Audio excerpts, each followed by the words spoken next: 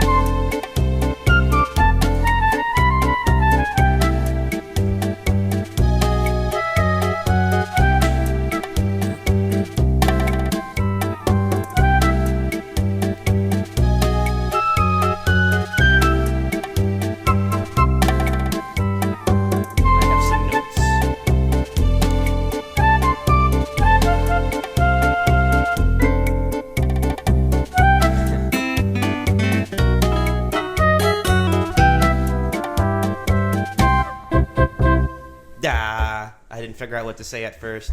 Biggest Little podcast number 11. And I'm gonna do one you should have taken that photo before I started talking. No, it's gonna be from where I stand. Hashtag from where I stand. Oh my God. Biggest Little podcast number 11. It is Saturday, June 6th. And I'm sitting here with my dear friend Michelle Doherty. If you recognize her voice, say something, Michelle. Hey. Hi. God. Again. She was the person in podcast number 2, which if you didn't listen to that, go fucking listen to it so that you can get the hang of what we're talking about. This podcast is called General Meanderings. Guess what it's about? We're just going to shoot the shit and just catch up because the last time I talked to Michelle was in that podcast. That's podcast number 2. Yeah. And that was probably, 2 months ago? March. March? What are we at now? I just said it's June. Fucking June. January, February, March, April, May, 3 months. Yeah. So I've put out 10 podcasts, technically 9. The 10th isn't done yet. In 3 months, is that good? I don't know. We'll figure it out. I want to talk a little bit first because all of the podcasts up until this point have been very topical, heavy. Talked about. Let's recap. And I can't recap it really because Michelle hasn't fucking listened to any of them. She's not like, yeah, let's do it. Let's podcast. So like, which ones have you listened to? Well, I haven't even listened to our own yet, but I've been busy. Yeah. I have been so busy. Make sure you stay right on there. Okay. That's not even on there. No? Like, pretend you're about to make out with it, but you're holding it back because right there here. We go. That's. Oh, I don't even have my filter on. Fuck it. Whatever. So yeah, this is number 11. I realized that I kept getting very topic heavy because I try to focus on what I can focus on, which is what's going on in my life. And that's great, but things have been heavy late. Not like heavy in good ways and heavy in bad ways, but heavy. And that's great, but it creates heavy podcasts. And things aren't heavy anymore, so it's time to add some levity to the casts. But let's recap. So if you haven't listened to any of them or you haven't listened to all of them, we'll let you know what's what. I will, because Michelle doesn't know what any of them are about. And I need to pull up the list because I'm already forgetting what I did. So number 1 is the Cuban Batman, which is my very first podcast, and I may or may not have been drunk during it. There's the biggest the Cuban Batman, which is if anything, the first General Meandering podcast. It's just me talking about bullcrap. Weren't you on your bike?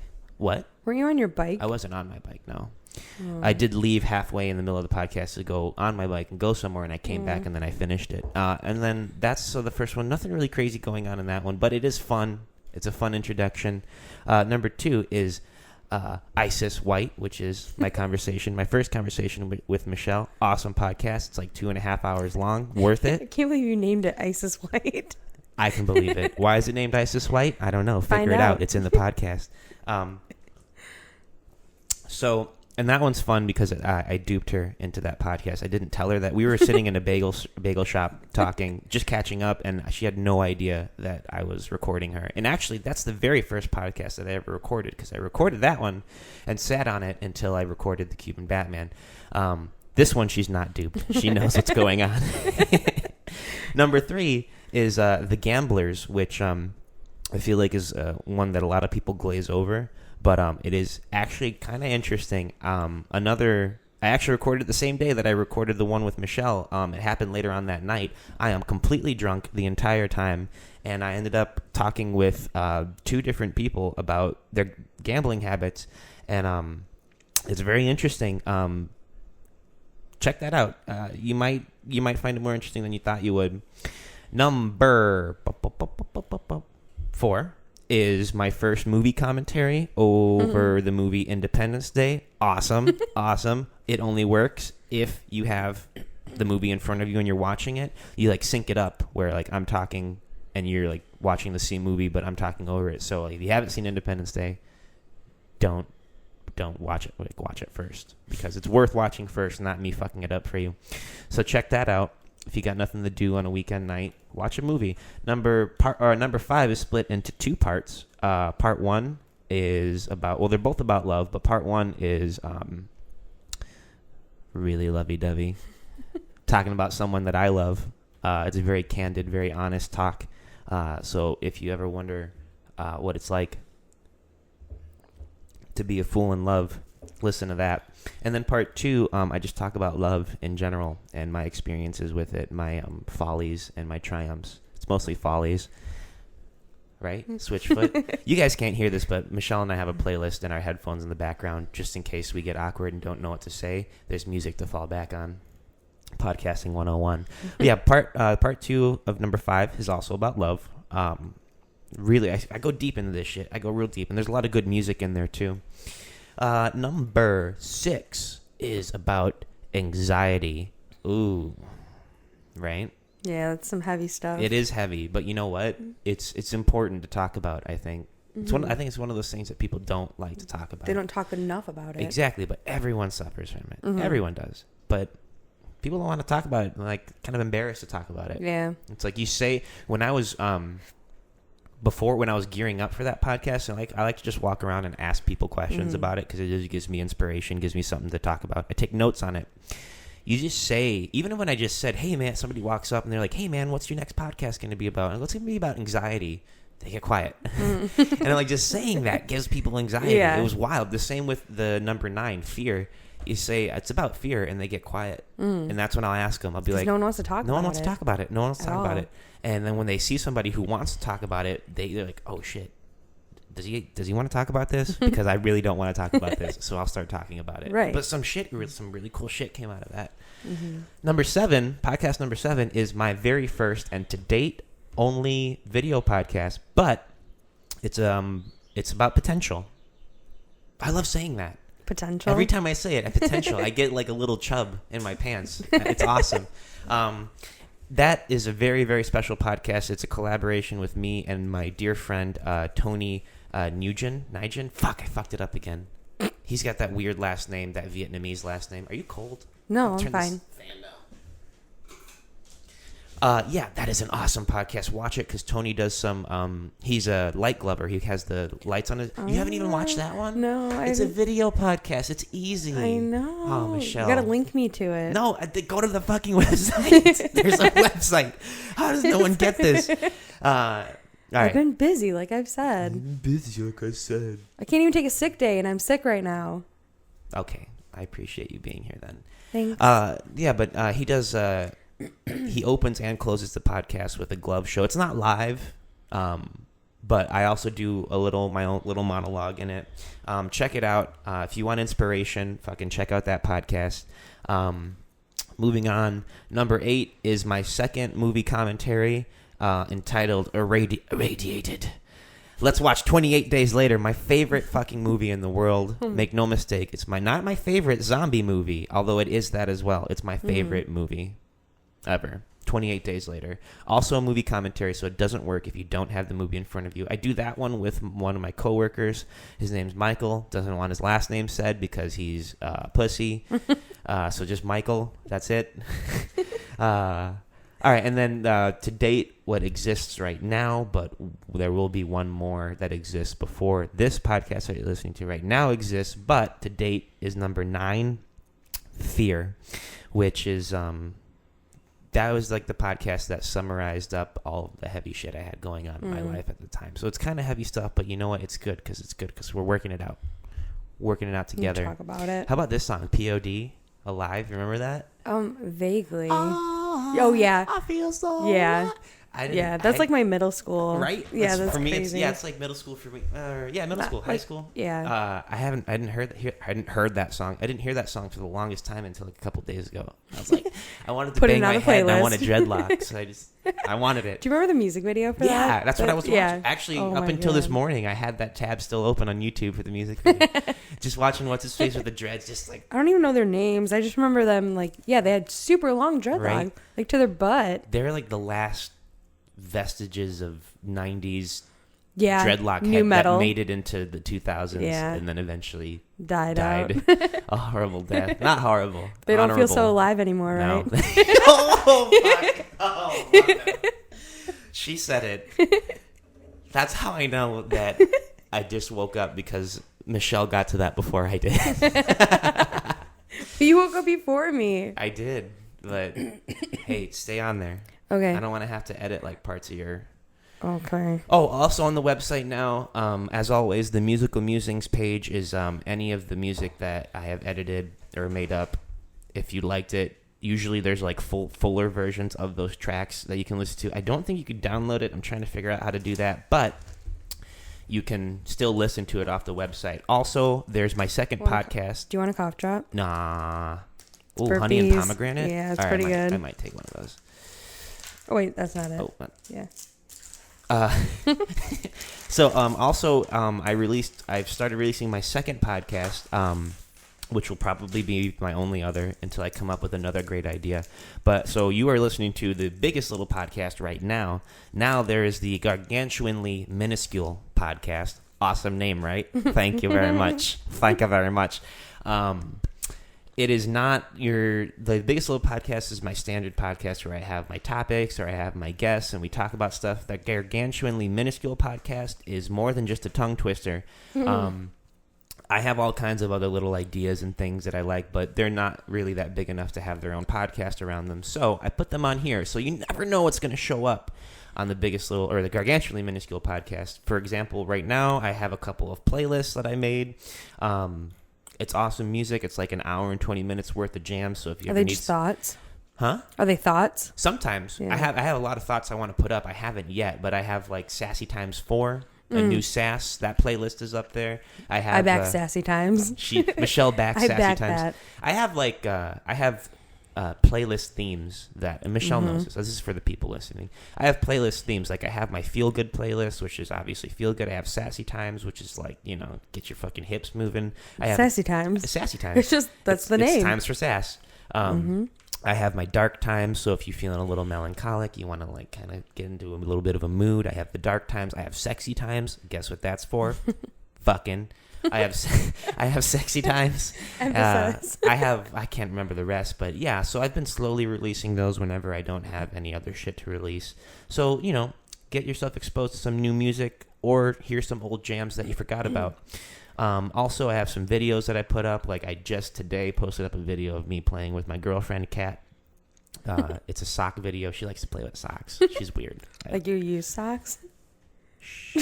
You can't tell they're That's pretty used in the video. disgusting. Hey, don't take it there. I also have a video of like a Bruce Lee mashup to like Skrillex and shit that I put. It's fucking awesome. Bruce Lee, just watch Bruce Lee beating people up for like 8 minutes. Again, you never know what you're gonna find on the Gargantuanly Minuscule podcast. And then I also started finally my blog, the Little Big Blog, which I'm honestly, it's just there because everyone has a blog, and now I do too. I'm really not that big on blogs. You need to. But you have to. But What is it on Tumblr? What? No, it's on the website. Oh. But I mean, I'll probably eventually just spread it onto every single Yeah, website you that I can, should. Tumblr and all that. Definitely. But do you have Twitter? account? Not yet. That's actually leads me to my next point. But to wrap up what's on the website, so there's the Little Big Blog, the Gargantuanly Minuscule Podcast, the Biggest Little Podcast. It's all right there on the website. Also, I'm slowly transferring everything onto other websites. Currently, everything that you see, at least in the Biggest Little Podcast, is also available on YouTube. It will be available by the time you hear this podcast on iTunes, so you could subscribe to it. I'm saying that right now as if I know for sure that's going to happen, and I don't. I'm really hoping The future. The future. The right? future. I'm totally calling the future right now, and I shouldn't be because I'm going to be lazy as fuck. But anyways, yeah, so it'll be available on more spots than just my website. But fucking do it from the website because that's where everything is. That's the hub. That's the biggest little hub. It's the hub of Dick. And then what do you say after that? What? What's the magic word? What is the magic word? Starts with a P.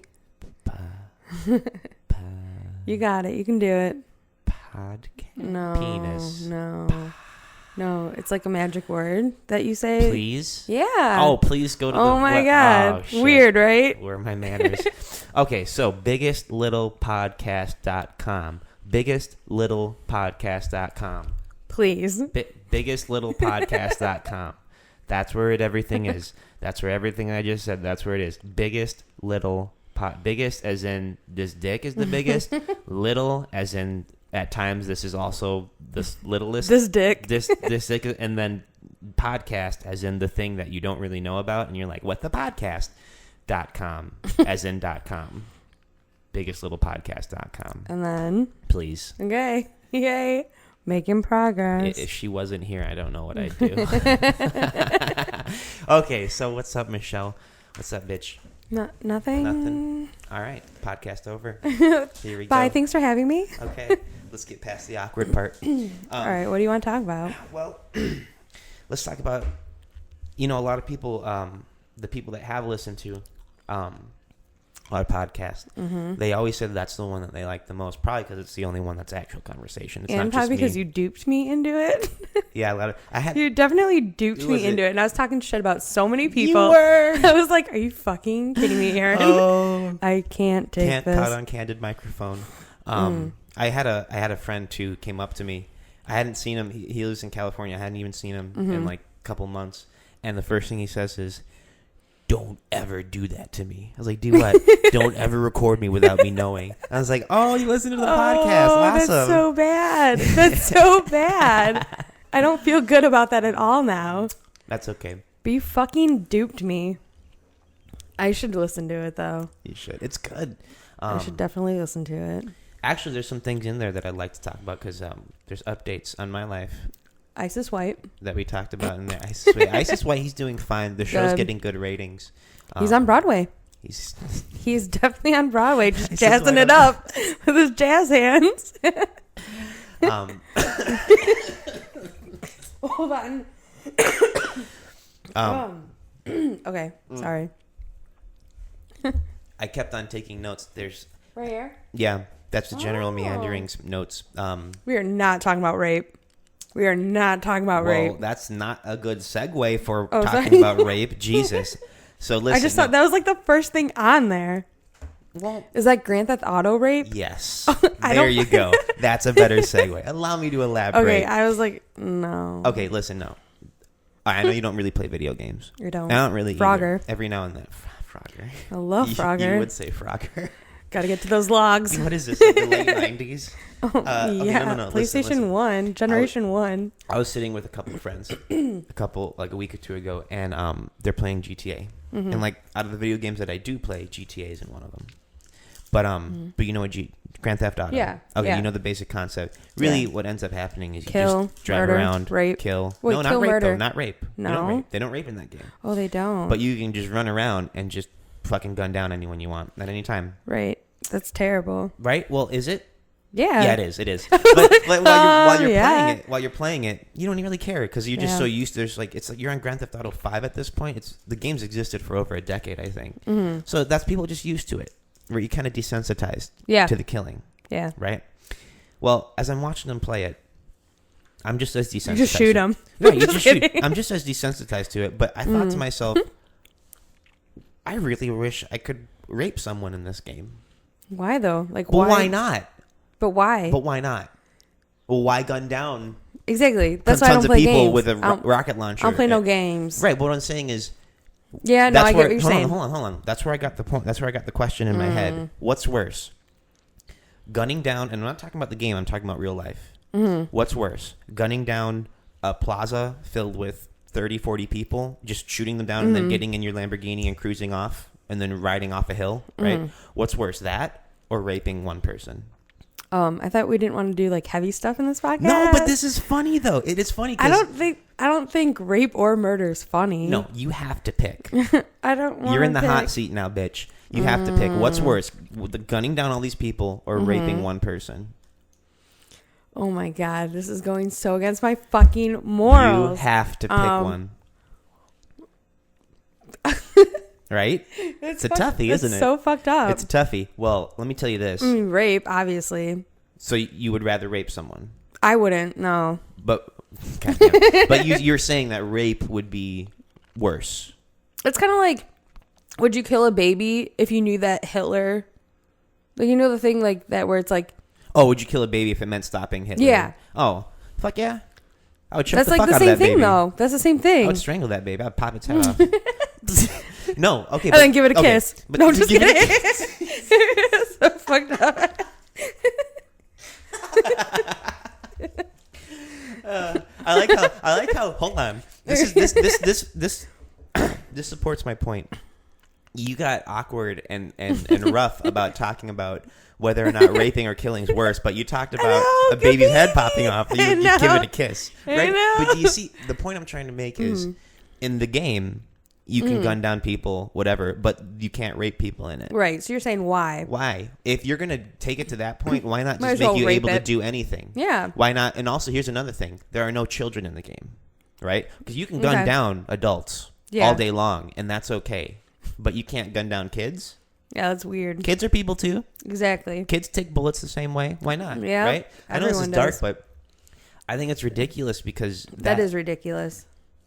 I'm gonna follow this rabbit hole. Here we go. Okay. I think it's silly that that's allowed because that kind of like conditions the population to be like, well, you know, it's okay. Adults kill adults. Right. That's what. Because when you grow into an adult, what are your expectations? Well, it's like once you stop Wanna being a kill kid, another it's like, adult? oh, okay, I'm free game now, and you want to come up and kill me, and it would be a little bit more socially acceptable than killing a kid. Right. That's kind of what happens. Is like you get decent. Like so when you hear in the news, 5, adults were killed in a whatever shooting, and you're like, well, that sucks. That sucks for them. Right, I'm glad but it if wasn't you me. hear But about if a 5 kid- kids were killed, Yep. you're like, oh no. What's the difference? What's the difference? Exactly. It's a life, and it's ended because somebody fucking shot him. Someone's a fucking. We were just talking about this last night about how, you know, the guy that at the Dark Knight. I almost said Black Knight, and that's so racist. That's so fucked up. The Black Knight. Oh no. That's fucked Alfred, give me some watermelon. up. Oh my God. Okay, so we were talking about the guy that went and like shot up the theater. Right, because a lot of people didn't go see that after that because they were afraid.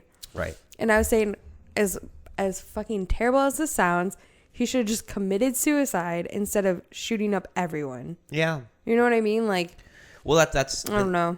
It's just. Well, he didn't know. No, he got caught. No, he wanted no. to get caught. He wanted to turn into a there's thing. like no. Yeah, I was gonna say like. And he colored his hair up because he's probably like thinking he Fucking wanted to be like weird. the Joker or something. Yeah. Some fucking prick. You're not the Joker. Fucking asshole. weird. Joker He died wouldn't too. just walk He in died shooting. too. He what? He died too. Who? The Joker. Oh, he dies all the time and then he comes back. No, like Heath Ledger legit died. Oh, in the movie. Oh, yeah. Yeah. Yeah, because he went out like a boss. But yeah, I think that's silly shooting up a theater like that because you want to get noticed. That's why. God, it's so you want to get noticed. Here's how you get noticed without hurting people, right? You go somewhere, make a little big podcast. Well, Plug yeah, in. Yeah. I mean, ideally, like create a Right. message and have something worth listening to, and usually do it for free so that people will actually listen to it. But if you want to involve a gun, go somewhere public. Very public. Bring a fucking speakerphone or something. Shoot your gun into the air once. So just get everybody's It's attention. gonna come down. that's gonna come down. A bullet is gonna, if it goes up, All right, it's gotta fine. come Shoot down. your gun into the ground. Okay. Either way, people are. Why did I not just think of that in the first place? Yeah, I don't know. Why do I see? I'm already bad at this. Right. I'm already bad at this. Well, I'm going to shoot it in the air. I did No, not that's once a think of terrible shooting idea. it into the ground. Shoot it in your foot. Right, just shooting your foot. Oh fuck! Like, what's Everyone notices. Exactly. Malibu's Most Wanted. Do you remember that movie? Malibu's Most Wanted. He's like, if this gat is real and seeing how my foot is real, this will really hurt. He shoots himself in the foot. Christ. That fucking movie. That's a good one-liner movie. Ain't got nothing on me. Damn, what do you say? These special effects are real. Yeah, but fucking take your gun, bring it out in public, shout some shit, wait till enough authorities show up and like maybe cameras, maybe. People are going to pull out their phones anyways. There's cameras everywhere. People are going to pull out their phones. Make it clear I'm not going to hurt anyone, but I am going to hurt myself. People whip out their phones right away, right? Which is also sick. Say what yeah, it is, but that's the world we live in. Yeah. Say your shit and then blow your brains out. And I guarantee it'll hit YouTube. Every social whatever. media. Do you have to kill anyone? Mm-mm. Do you have to kill anyone? Nope. But the sad part is if you do kill someone, it's going to get way more coverage. That's the fucked up part. Yeah. That's the world we live in. That's why I think you should be able to rape people in GTA. Because... Oh my god! You know what would happen Let's if you make could... a petition. Let's make Let's get a rape GTA petition. A rape to petition. bring some rape all up in here. No, but here's what happens if you make rape okay in GTA is that the whole rape culture in the Middle East, they'll look at us and be like, why are we raping bitches when we can just get this game and rape them in the game? I think it's a little different. No. Okay. All right. No. All right. That's exactly how it would work. Okay. Again, future. Moving on. So yeah. I really like ginger tea. I just had some, actually that lemon ginger tea that I offered to you. I had some and I forgot. I haven't had ginger tea in months, years actually. And I thought to myself, I love ginger tea. It's my favorite kind of tea. But you wouldn't eat ginger by itself. Or would you? Maybe you nibble. probably would. I'd just nibble a little bit to see if the taste, but it's very strong. I was going to say, it's very potent too. Yeah, like so I wanted to like get some ginger tea, but I need to catch one first. So stupid. Oh my god, you got it right away. Of course I did. Some people look at me like, "Why? What do you need to catch? What do you have to catch? A What do you ginger? have to catch? What? I don't get what? 11. Are you telling a joke, Aaron? I can never tell when you're telling jokes." I don't get your joke. Sorry. So oh, Who sings this? this is Kid Cudi. Okay. It's, you know what? Before, I never even heard, I didn't know this song. He did this song, The Pursuit of Happiness, and I heard I heard a cover of it by, what's her name? Lizzie. She did like more of a rock cover of it. It's awesome. It's awesome. And I thought that was her song. And then for the longest time, and then I saw him on a podcast, and I was like, oh shit, he's the guy that made that song? I've been getting into rap. I've been listening to Gangstar. I don't know what that is. I think he's older school, but it's fucking sick. I like it. I realize I like more. It doesn't have to be older rap, but I like more old school beats. Yeah. So like, it doesn't matter if it actually is old school. If it just sounds like an old school sounds beat. like it. So I think I'm starting to fall for that. Like, you know, there's ad banners all over the place. You know, when you're on the internets. Yeah. Well, everyone gets different ad banners, right? It's all determined by the stuff you click, the stuff you Google. Oh, yeah, it all goes into like an algorithm. It's customized for you. Right? I didn't agree to that, but I keep getting these ads for do you want to date, you know, hot Russian women? And then like there's this Russian Was chick. it mail order? Maybe, I don't know, but Probably. I'm totally starting to fall for her. Wait, is it the same girl? Same one, same ad banner. No way. Oh yeah. I think I'm gonna buy her. Yeah, like a goat. I like didn't pay attention to it. I was like, did she just say goat? Oh, I have a story for you. It's about asking people what's wrong. Like, what's that's wrong? it. Like just asking Just people what's if wrong. somebody seems off. Being like, yeah. what's wrong? And the potential of what you can like hear, what you could churn up. This is when I was working at Home Depot. Right, awesome. I just ordered stuff for my work there yesterday, and I thought about you. Yeah. Yeah. I don't miss it. I thought about you and what you told me about that place. Yeah. Well, I don't think I told you this one. Probably not. So it was a normal day. For those who don't know, I worked in the paint department. So like you stand in front of this desk, you make people paint. I actually enjoyed that part of the job very much. It was very nice. And it's making my mouth taste weird. I want more coffee. It's good though. It's good when you're sick. Yeah. And I'm not sick. Yeah, true. So it's not good. So no, this lady walks up and making paint for her, and she seemed like a little off, whatever. And I was bored that day, and like I'm that kind of guy. Somebody's like looking, even a stranger, I'd be like, "Hey man, you okay?" Because sometimes things get better. Somebody's just like, "Hey, you all right?" They're like, "Ah, yeah, I'm fine. I'm just like a little tired or something or whatever." And I think about what's wrong with them. Yeah, so like sometimes a lot of people just like that somebody cared enough to even ask. Mention it. Even if, I'm not saying, "Hey man, what's your life story? Tell me what." No, just cared to ask. I know I appreciate that when somebody asks me. So I asked her, it's like, "Hey," so like her paint is like shaking. So there's like a solid 2 minutes where we're both just standing there. And I'm not going to stand there and just stand there. I'm going to make conversation because I'm getting paid to do it. So I'm getting paid to do it. So she just seemed like kind of aloof. She's just standing there, just like kind of. And I go to her. I'm like, "Hi, you all right? What's up?" She goes, "Oh, nothing. I'm fine. I'm fine." She kind of dismissed it. And, I don't press things like that. Not with strangers anyways. And she goes, and at the time, I had a flip phone. And was that the one that was taped? Yes. Was it taped at this point? Or was it actually a flip? It wasn't taped. That was my favorite phone you had. I know. I wish I'd still have that if I didn't lose it. A house phone. Yeah. I was like, is that your house phone? I take my house phone to go, nigga. That's what I was like, why are you taking your house phone with you? I have this huge lump of a phone. Hello. Hi. Is this Aaron? I had a flip phone at the time, and I was the only person in the United States that I knew had a flip phone. And not because I thought it was trendy, it's because I'm not fucking paying a lot of money for another phone. That's all I wanted. That's all he needed. So I had it in my pocket, and then she goes and pulls out her phone, and it's a flip phone too. And I was like, "Oh, hey, okay, here's something to talk about." No. She's the first person in years that I saw that also had a flip phone. So I go, "Hi, hey, oh look." She pulls out her flip phone. I pull out mine. She's like, "Look, we're flip phone buddies. Like, check it out. We're flip phone friends. We're not alone in the world." And she like kind of recoils with her phone, and I'm like, oh no, what? No, this is a good thing. Like, this is good. We're friends now. But you're so like out there that people probably like don't take you the way that you are meant to be taken. I know. I probably think I'm coming off as, "Hi, I'm very affable and friendly, and I want to be your friend," and they see it as, "Oh my God, he wants to have sex with me." Oh my God, this guy's throwing off vibes, and I can't take it.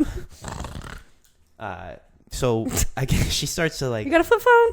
She starts like doubling back with her phone, and I'm thinking like, "Oh," and she goes, "Oh yeah, I have a flip phone."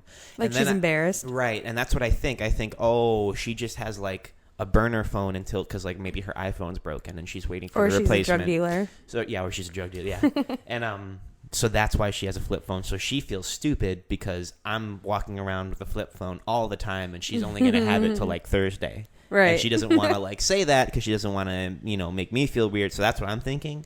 So I'm ready. I'm getting my speech ready to be like, "No, I'm okay. Like, I accept my lifestyle, and I'm poor, and I'm okay with it, and it's okay. It's cool." I'm about to say that, and she goes, "Yeah, no, I have an iPhone," and I go, "Ah, damn it, like I was right." Yeah. Like, she goes, "I have an iPhone, but well, I gave it to my daughter,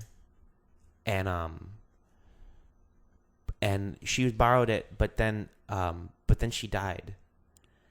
And she said, verbatim, she said it just like that. And I go, serious? I am not fucking with you. I'm not even embellishing this. I'm not embellishing this at all. Shit. I had an iPhone, but I let my daughter borrow it because her phone broke, and then she died. and everything goes, and I just go, I'm sorry. She goes, yeah, and when I got the phone back, it had all of her contacts in it, and I just couldn't bear to look at it. Oh my God. And I'm like, that's some heavy shit, like, though. Fuck. Okay, I don't know what to say. Hold on. I'm gonna pause this conversation really quick and like go like sidetrack it. It's weird working retail because people tell you shit that you're like, I'm a stranger. Why are you telling me this?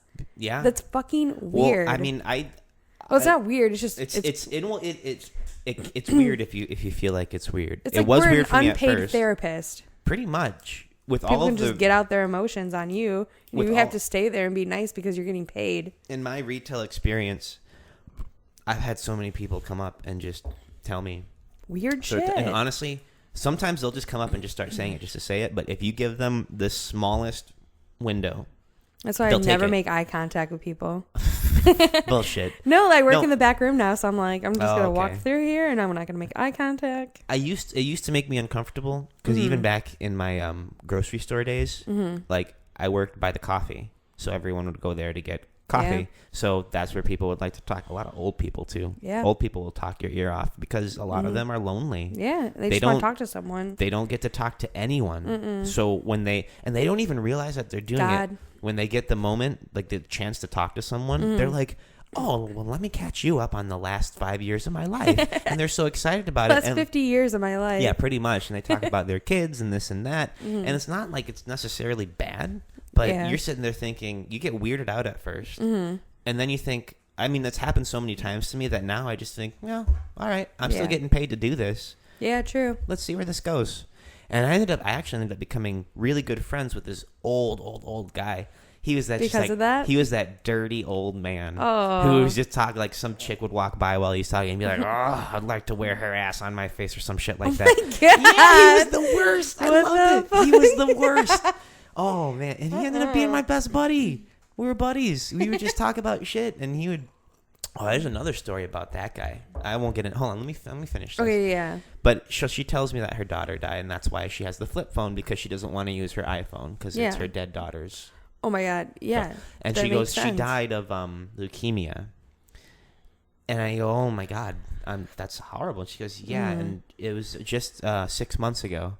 And I'm like, oh God, this is just getting worse and worse. Yeah. And now all I'm thinking is, this happened because we both have flip phones. Yeah. This is happening now because we both have flip phones. And like, this is at this point, I've already had a lot of experience with, random conversations with people.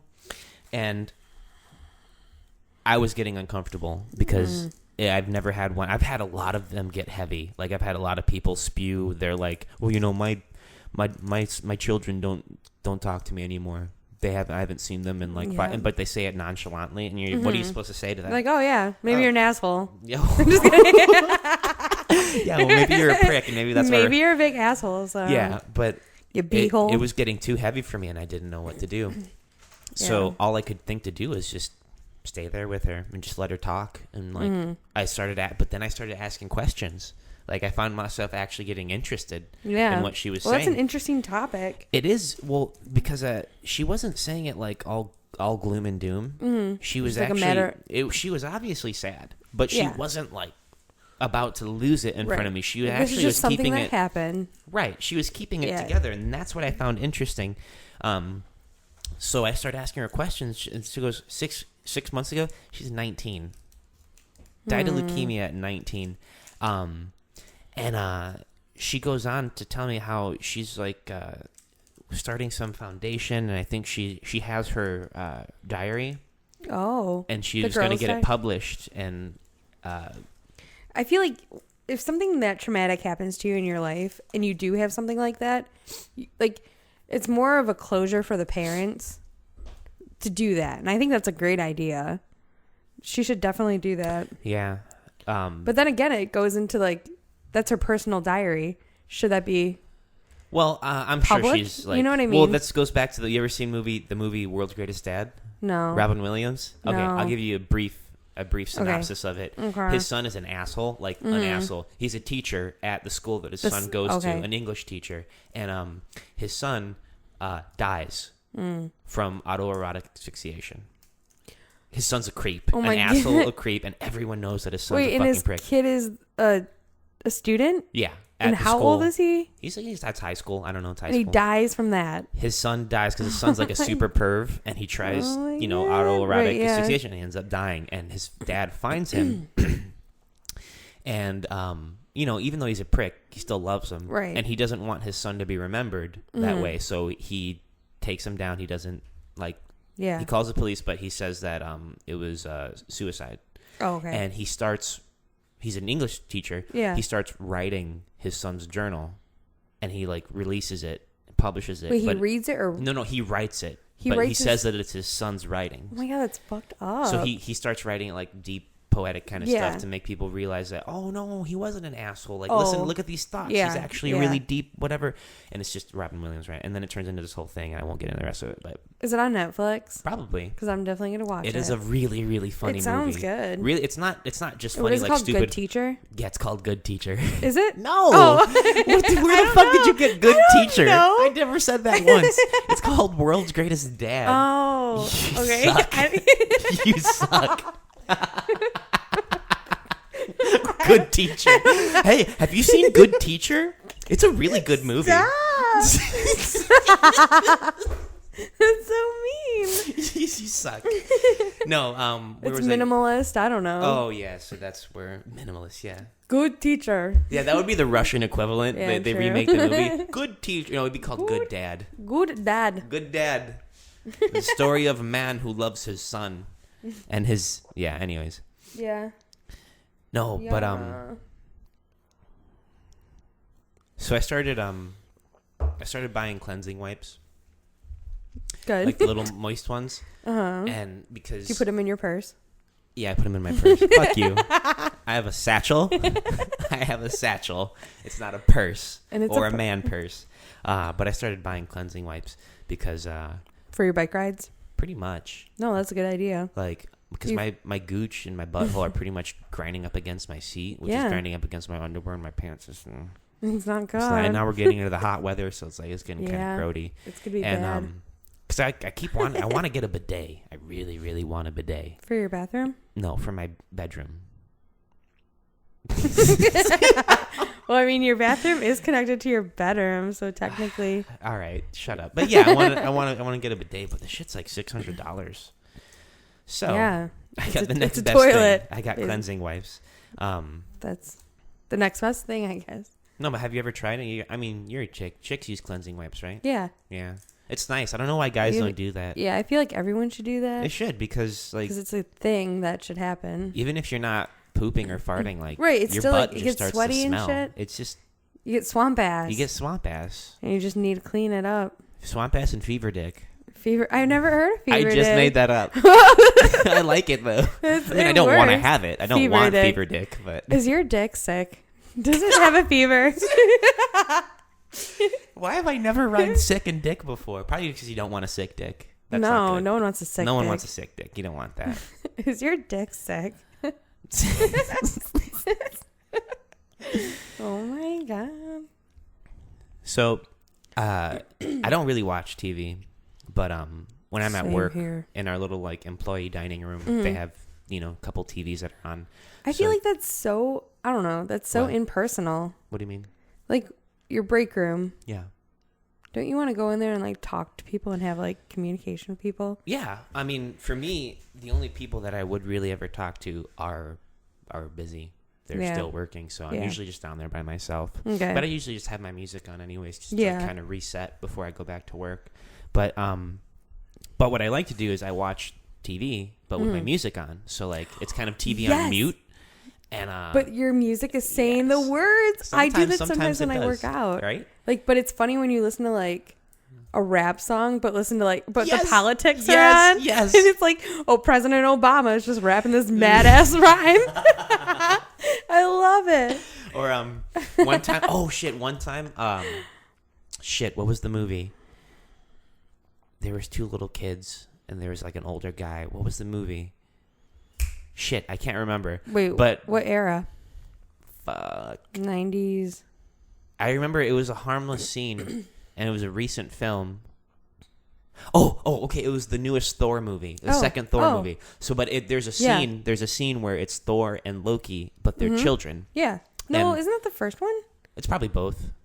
But no, it was definitely. It was definitely this. It might have been. I don't know. I think it was the first one. It was a Thor movie. Okay, it was the first one. And it was a scene where it's showing Thor and Loki as kids, and like they're like harmless little baby faced kids, and then their dad is Odin. He's got this big beard. Oh, that was good. Okay. Well, here's the thing.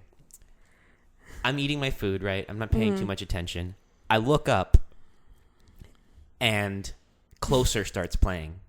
9 Inch Nails. Yeah. I was listening to a Sexy Times playlist, right? Because I wanted to get get some sexual energy going. For work. Right? So, like, I paid no attention to the movie until I look up, and a couple seconds later, it's that scene, and Closer starts playing. So, the way the scenes were cut and the way they're acting it, like, again, I can't hear it. I only hear Closer. So, right. Psh, poof, psh. Thor and Loki are looking at each other with these like intense gazes, and like they both have like their eyes are a little watery because they're kids. They're more than kids. They're demigods, and they're staring at brothers. They're staring at each other, and like when you take the audio from the movie out of it and you put Closer as the soundtrack to it, you don't need to hear anything else. They're looking at each other for like an awkwardly long amount of time, and it looks like they're about to fuck, but they're kids, and then they're like brothers, and then the bass line comes in. It's like boom, boom, boom, boom, boom, boom, go better, boom, boom. That's when the dad walks in, and he has both of them on the shoulder. Commentate this. He has their hands. He has his hands on both of their shoulders, and he starts walking with them. And I'm like, oh my god, this looks so pedophilic. That's so uneasy. It was so uneasy, and like I'm surrounded by people. And I'm just looking at this, and all I see is like, child molestation. Definitely on drugs. And like the scene, they just got this whatever. I forgot what the scene was about. It's probably some like childhood like thing, but the scene got more intense as the music got more intense. And I don't know if you remember what Closer sounds like, but the song only builds. So it just it fucking cracked me up. It just. Try it. Go to that scene and sync up close. I'm going to do that. I'm going to make a video of that. Do that. Do that. I got to write that down. I have nothing on my desk. Right on your phone. Right on your phone. Yeah, there you go. So anyways, the whole reason why I brought up watching TV is because something I've been noticing lately in the aftermath of the movie American Sniper, every fucking commercial that features, hold on, I can't type and write, Closer, Thor, pedophilia. I'm gonna do another video of Top Gun and what song? That fucking Whitney Houston song. I'll Always Love You. Yeah. It's just gonna be Tom Cruise and what's his name, Val Kilmer, for like 5 minutes just staring at each other, and jets taking off and missiles fly. You know what you should do? You should do that scene, do the song that they did for that movie, The Wind Beneath My Wings, for that scene instead. That's a good idea. That's a good idea. Yeah, so anyways, what I noticed while watching TV in the couple months after American Sniper came out, every fucking white generic male that's in any commercial, especially if he's trying to be like on the rugged side, like for a car commercial or a fucking grill commercial, I don't know, something that has anything to do with masculinity. He looks exactly like Bradley Cooper. He's got the same facial hair, and not just Bradley Cooper. He looks like Bradley Cooper in American Sniper. Trick. That is Bradley Cooper in American Sniper. He's in You've all just the been watching it on a loop. I just find it disgusting, the branding, the white male branding, like. Yeah. I can't stand that movie either. I've never seen it, but I feel bad because I have to walk around, because a lot of people I know like it. Really? Like, they really like it. And I don't want to, like, shit on them for liking it. Right. Because I'm not shitting on them, but I will shit on the movie. But they feel like you're shitting on them. Right. Because it's your favorite movie. Like, if someone said shit about your favorite movie 28 Days later. I'd fucking kill them. Exactly. I would go. Exactly. I would go American Sniper on you. I would rip their throat out. No, yeah. They talked about 20. Anyways. And that's just your favorite movie. You're going to. But I think, have you seen it? It's a part of you. No, I haven't seen it. Yeah, you're not missing out much. Yeah, I don't want to see it. Didn't want to go pay to see it. Yeah. I still don't want to pay to see it. If it's on TNT, like in 2 years, I'll watch it. I protested the movie by downloading it illegally, which I would have done already at home, but I downloaded it illegally on someone else's Wi-Fi, a public Wi-Fi. And I watched it in the public place right after I downloaded it illegally on the public Wi-Fi. So I was like, fuck you, Clint It was the library. It wasn't. It was Big Apple Bagel. Aw. Why would you do that to them?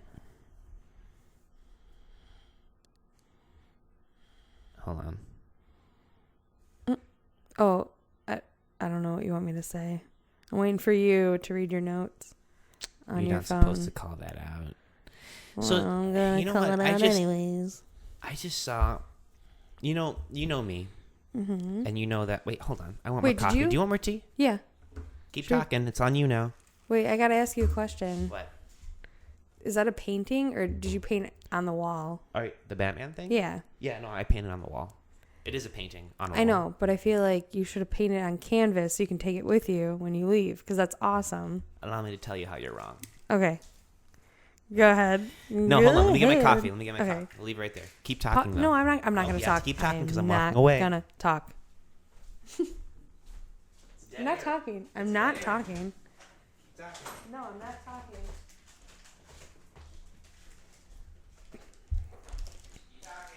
I'm not talking. I'm not going to talk. I don't want to talk. I can't hear you. What? Can you put on... I was going to suggest a song you can put on. Michelle. I know, this is weird. This is my second time. Well, it's my first time actually knowing what I'm doing. Because this is... I don't know, it's weird. It's like really weird. It's only awkward because you think that everyone's listening to you right now, and in fact, no one's listening to you but me. Exactly, but it's so... I know, it's weird. It's so weird.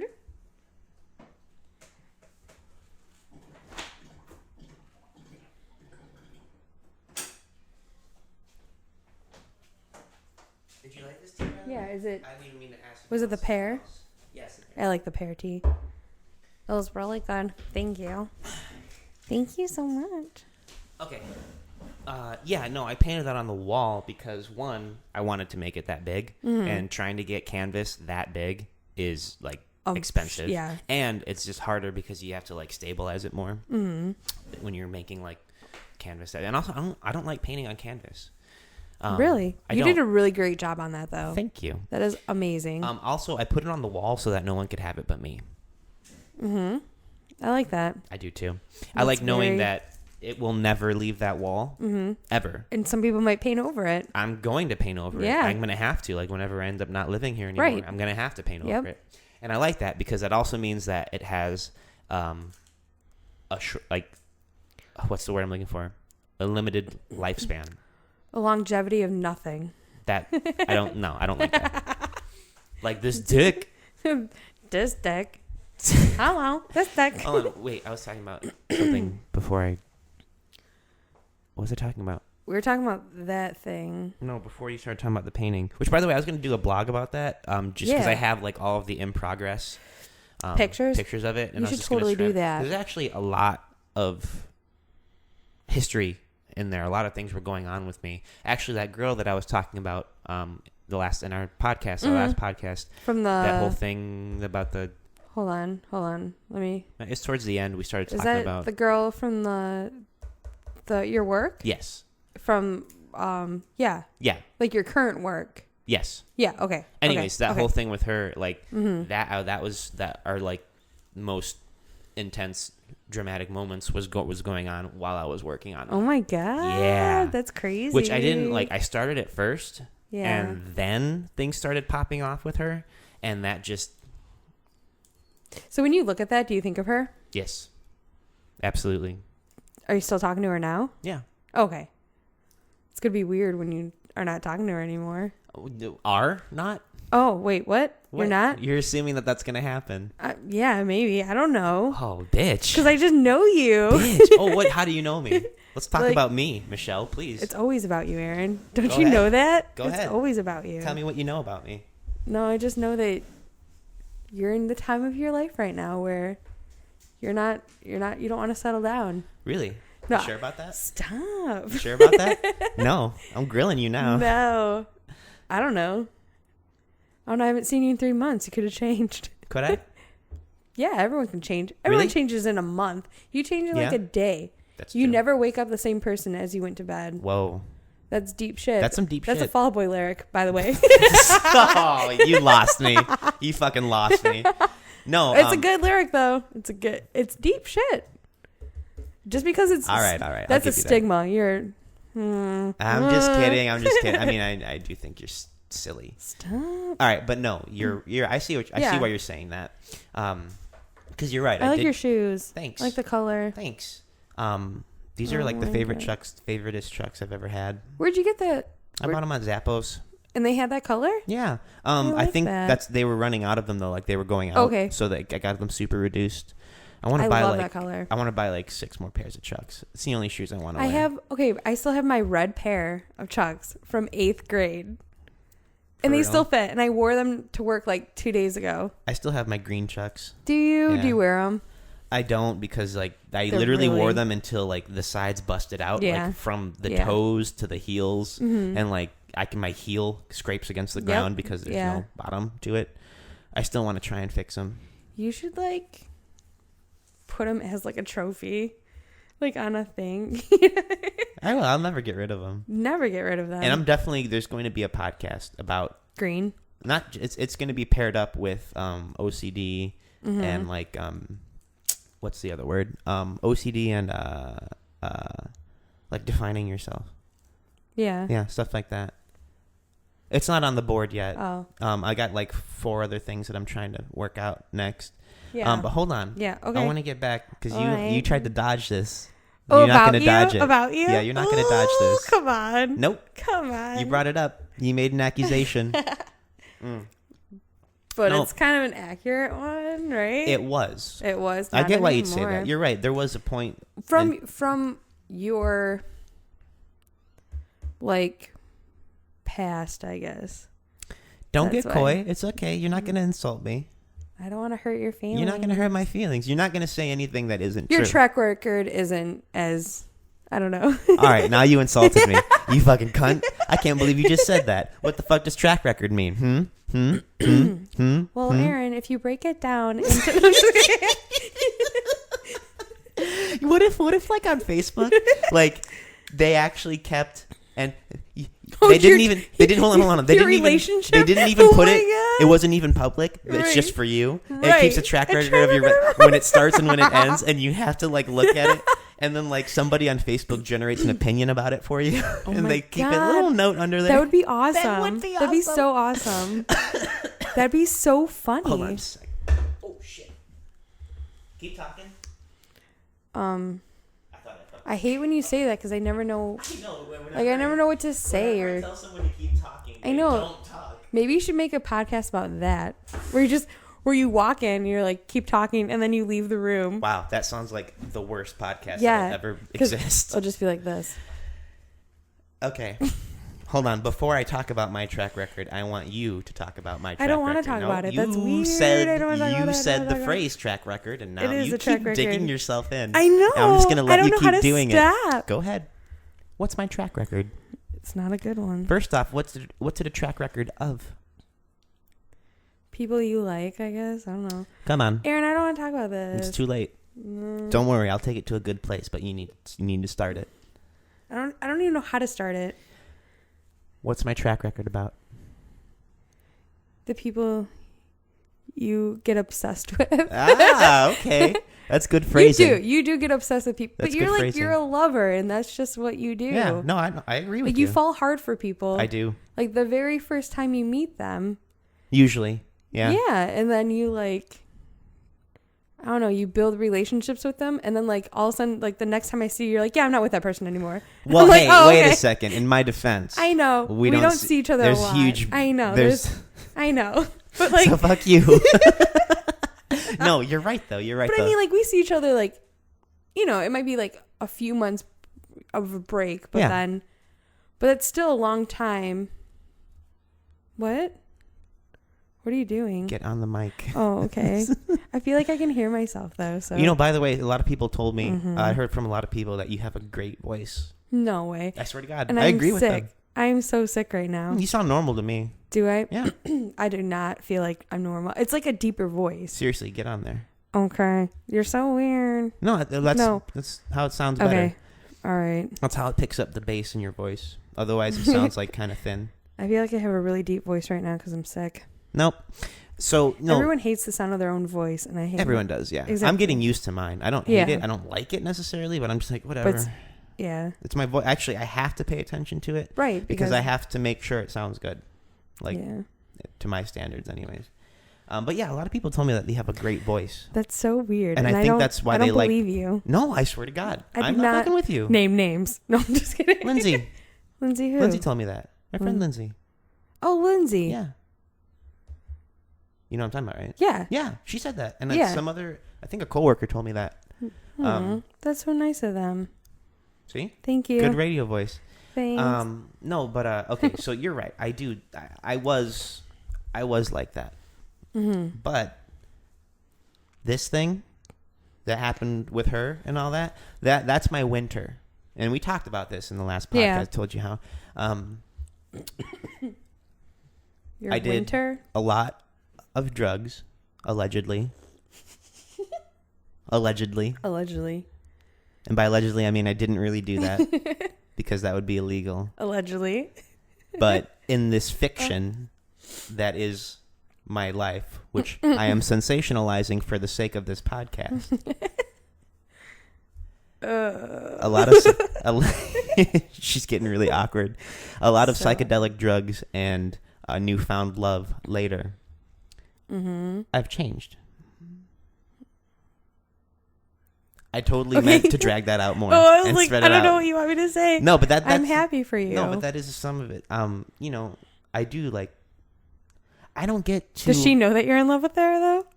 No, I'm kidding. I'm totally kidding. No, this isn't. Stop being so like bashful. Stop worrying that you're touching on. This is. No, does she even know that? Does she even know you?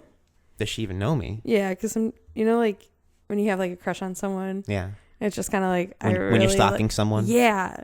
They don't know. Yeah, that's it. If otherwise it's not stalking. Yeah. No, she knows who I am. Okay, good. And that's good. Does she talk to you back? Does she talk to me back? Yeah. Jesus Christ. What's funny is that you don't know the full extent of our relationship. I don't. And you're starting from the bottom. Like, does she know you exist? Right. Yeah. Do you talk to her? Does she look you in the eyes? When she says hi. Okay. Podcast number 5, part 1 was a declaration of love. That's about her. Okay.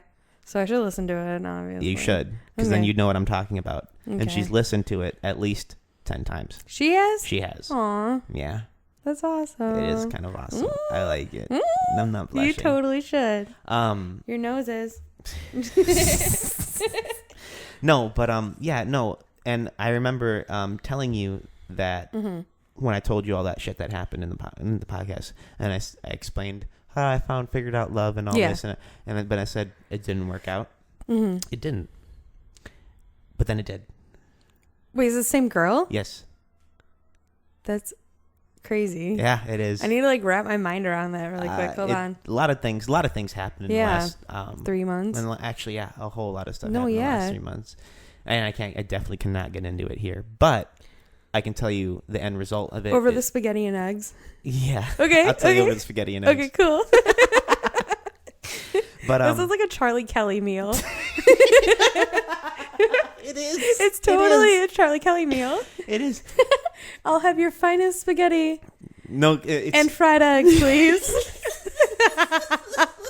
I love it. The day I figured out fried eggs over leftover spaghetti. Yeah. Because spaghetti is my favorite thing, and eggs are my favorite thing separately. And then one day I was like, well, I don't have a whole lot of spaghetti, and I only have 2 eggs. Yeah. Did you find this out when you were on the alleged drugs? No. Okay.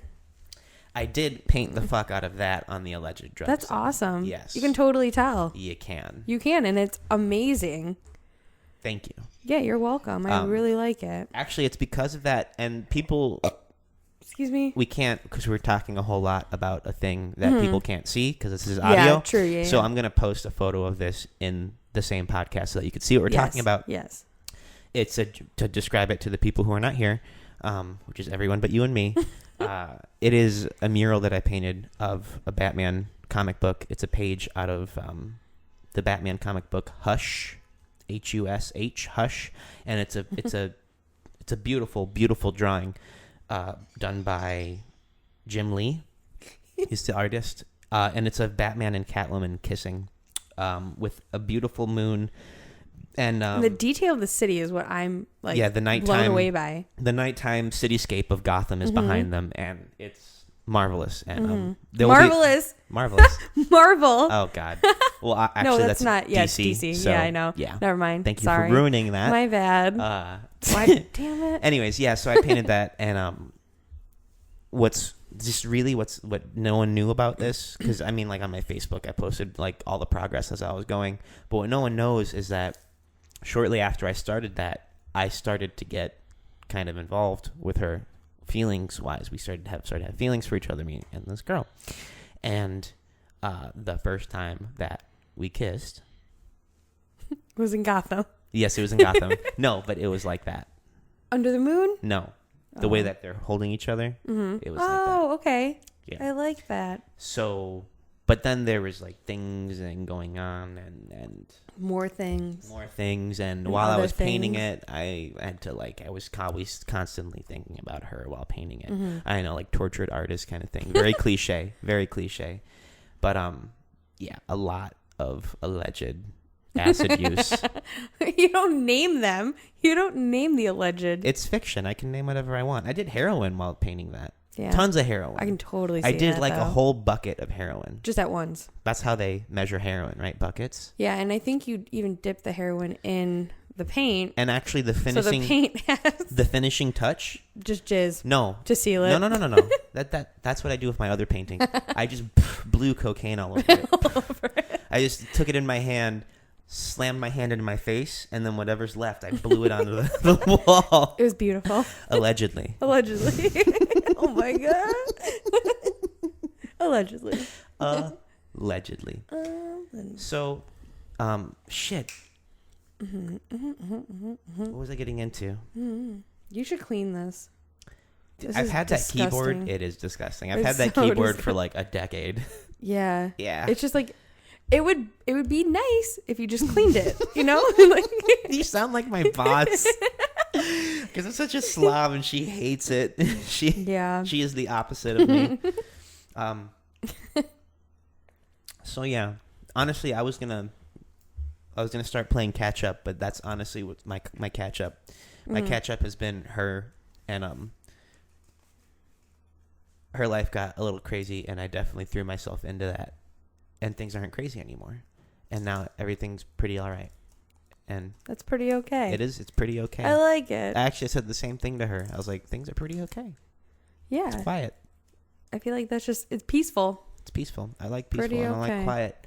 So yeah. Pretty So for me okay. lately, lately I've just been focused on things.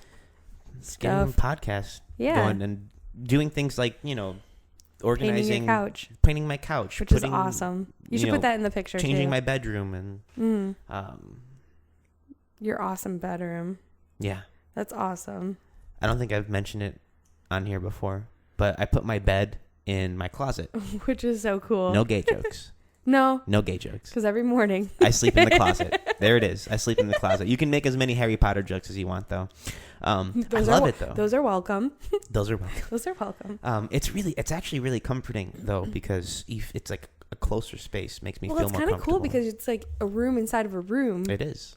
I don't know. I think that's cool. It is. It's roomception.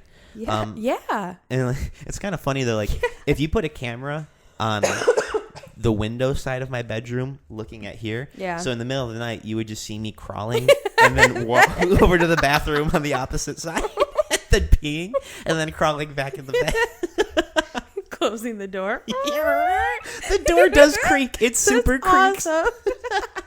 So funny. Yeah, and this actually feels like a studio. No, I feel like this is a studio even like apartment. you can have like people like sitting on the couch waiting to be interviewed. I do. That was the whole idea of it. I like it. Like if somebody were to show up to podcast and they had like a click with them, I'm gonna click and hang out right there. Yeah. Well, here we are. Their entourage. And then with the wheels on the desk, you know, I want to. Sometimes I podcast by the window. Sometimes I podcast in front of my color wheel. Sometimes I podcast. That's usually the only two spots. In the bathroom. In the bathroom. I could though. I could roll this bitch out and like everything's attached to it, right? You should do a podcast in the bathtub. That would be a funny one. Wouldn't that be funny? I don't know. Just because. Just because. I wanted to do a Dis Dick podcast. Dis Dick podcast? Just talk about this dick for like, 5 hours. By yourself. By myself. So, that's me. That's what's been going on with me. What's been going on with you? Good. I don't know. Come Nothing. On. Well, come on. Well, okay. Last night, I went into the city. My friend from work, her husband had an art show in a funeral home. What? In a funeral home. It was awesome. Was that just happened to be the location, or was it themed like death or something? No. Okay, so he went to school in Indianapolis, art school, met people there. They bought this funeral home. This two people, I don't know. I forgot their names. But they bought this funeral home and they converted it into an art gallery. So it's like their workshop and their art gallery. And last night was one of their shows. So it was a funeral home. It was previously a funeral home. But it still probably looks like one. And it still says funeral home. That is and fucking it's in Little dope. Italy. That is dope. Oh my God, the fucking basement is scary as shit. Like I went down there with two of my other friends from work, and like immediately when you walk down there, like there's just this feeling that came over you. Like I felt trapped. Like I felt I was so constrained and trapped in like a heavy feeling. You know why? Because fucking bodies were down there. Yeah, because you're alive. I know. And there was really nothing but dead people exactly. in there. And my other friend, she was like, her heart was like pounding so fast. And their emulsion room for their silk screens was the embalmment room. Oh, the emulsion room is the embalming room. That's isn't that fucking wild? Oh my God. It's insane. Oh. It's insane. So now I can say that I went to an art show at a fucking funeral home. Oh, that's cool. It was so cool. And like, he's a great artist too. Like they did a collaborative work, but then it was his solo work, and it was just awesome. So cool. And it's just like, so there was like this lamp that was in the basement. Lamp? It was a lamp, but it was in the shape of a lamb. And I tried turning it on. Pretty sure I opened up a portal. Like it was weird. I like turned it on, like I was clicking on it, and I was like, it's not turning on. And then I went to turning something on. Oh my God. And so like I clicked, and I mean, it could have just been my imagination, but I felt like it vibrated, and I was like, holy shit, I just opened up a portal to something. Hold on. Can we just try and say fucked. lamp 5 times fast? Lamp. I can't, you can't do it. Hold on. Do it. Lamp. You did it. Lamp. That's like 25. That's like 25. Stop once I start. Right? Like Holy it's shit. so weird. But it was really cool. That was awesome. It was pretty neat. Oh, and then what else has been going on with you? Come on, it's been 3 months. Finished school for the semester. Yeah. All A's and 1 C. Oh, snaps. What's the 1 C? The C was English, but it was a science English, so Science English? Remember we were talking about I Am Legend? Right. I had to read that for my class. And it was like a science-based English, which I hate. So it's all science terms. Yeah. Science words. That sounds kind of interesting until you have to start memorizing. Oh my God, and I had to do like a 10-page research paper on like something That's probably technology. a lot of syllables. Holy shit. And I like literally I got done with it, and my brother was like, "Hey, do you want to go out to the bars?" And I'm like, "Yes, I need a drink." And then when we went out, I could not hold a conversation with anyone because my brain was so fried from writing this 10-page paper. Oh, Jesus. It was terrible. That sucks. Yeah, and then the next day I celebrated going to a kook show for free. For free? Courtesy of the Kooks. Oh, why? I like just emailed that. So back in February, they like tweeted out that Chicago date was sold out, and I was like, just tweeted back and was like, no, I hate being a broke college student. And then they private messaged me and was like, hey, don't worry, we got you. We're putting you on the guest list with a +1. Get the fuck out of here. Yeah. And I was like, no fucking way. Damn, Michelle. So yeah. You just got it like that. Yeah. That's it was awesome. weird. Yeah. And like the show was awesome. It was amazing. They're just a great band. I bought their vinyl there. Listen to it. It's awesome. Nice. So pick up the new album. Hey, so you're talking about I Am Legend. Yes. I got the book, and I decided I'm going to do it. I'm going to release it on the Gargantually Minuscule podcast. Mm-hmm. Are you rereading it? I'm going to read it. I'm going to audiobook it. Oh, okay. I'm just do it chapter by chapter. Yes. Well, maybe 2 chapters, depending on Wait, how long. can I see that one? It has Will Smith on it, but it's the original book. No.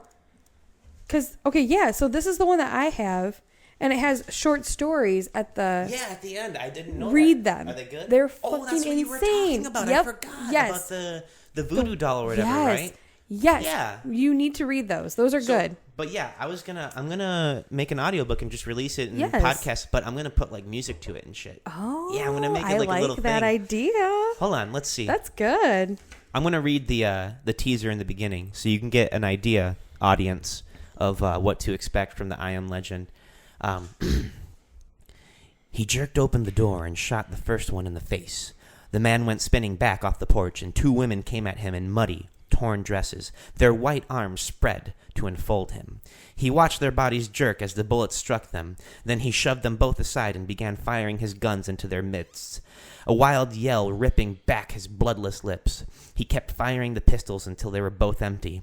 Then he stood on the porch, clubbing them with insane blows, losing his mind almost completely when the same ones he'd shot came rushing at him again.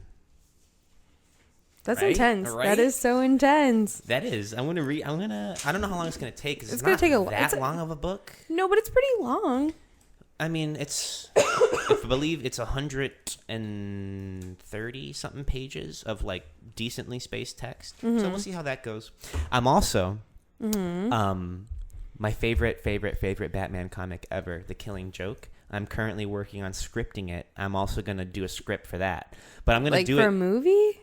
No, like scripting it so I could read it. Okay, so gotcha. I'm like, do it in the Batman voice. Right. And then like, I'm going to narrate a comic book, basically. You should just get Ben Affleck to come in and do it. Just get Ben Affleck. Ben Affleck got nothing on me. He doesn't have this chin.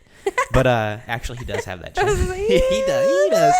No, but it's going to be cool because I'm going to put I have like a couple of Batman soundtracks from the movies. I'm going to put that to it. Oh, and it's going to be, I'm going to do it where you can read along with the comic book if you want to, but it's also going to be descriptive enough where you don't even need the comic book. You could just listen to it. And you're there. You're really in that moment. I'm hoping that maybe in this is going to be podcast number 11. I'm hoping I'll have it for like 13 or 14. Yeah, so soon. So it's super soon. I'm about a quarter of the way done scripting it. Okay. I'm really excited to do that. Yeah. It's fun. I'm just trying to figure out new things to do, podcast-wise. New shit. You should bake a cake in one of them.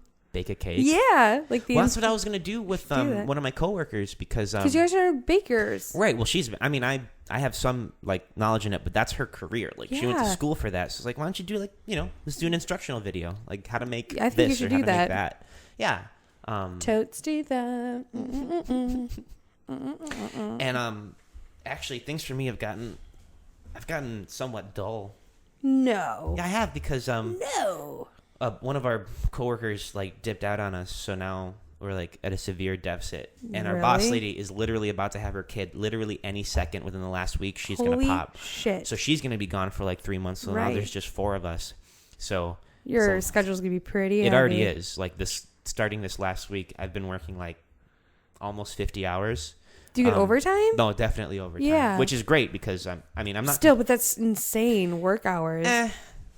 Yeah, no. I'm used to it. Like I've hacked shit like that before. Yeah. And I like it because like homeboy needs that money. Yeah. Like I'm trying to get cameras and more equipment so I could start doing like tons of video podcasts and music videos and all kinds of stuff. There's a lot of shit that you need. I'm not doing yet because I don't have the means to do I will have the means because I'm making some buku bucks now. Making that boko money. Boko bucks. But it's exciting because you should start never mind. Within the next couple of weeks, within the next month, I should be able to get a lot of the hardware that you need that will round everything out. Like seriously, that's insane. A lot of music videos, a lot of videos. Yeah. I'm excited for you. I'm very excited. That's exciting. Like, these are things that I've been wanting to do for years. I just never knew how to do it. Now I know how to do it. It's just a matter of money. Yeah. And not just money, but like I need just a little bit of money to get a little bit of the hardware to do it, and it's exciting. Of stuff. Yeah. That's exciting. Podcast wise, what is to come? I have you can see up there. Don't pay attention to the numbers. I just put up random numbers. I'm gonna do a podcast. Yeah, I'm gonna get Justice in here. Get out of here! Yeah, That's I'm gonna have awesome. Justice is gonna come in. I'm gonna dissect all of his music. Oops! I just. What did you unplug? I don't know. I think did it. It's this thing right here.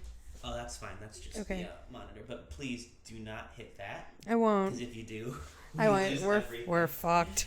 We're so fucked. A bad place to put people. Yeah, I know. You should have like a board to cover it or something. I should. I'm gonna work. Yeah, I should. Do that. Yeah. That's a good idea. It'll look better too. Oh my god, so much better. No, yeah, I'm gonna get Justice in here. I'm gonna dissect all of his music beforehand and just interview him. And he's gonna do. I think that's a good idea. I'm gonna make a beat for him, and he's gonna rap to over it live. Oh my god, yeah. Live. I'm gonna work with Kevin on that actually.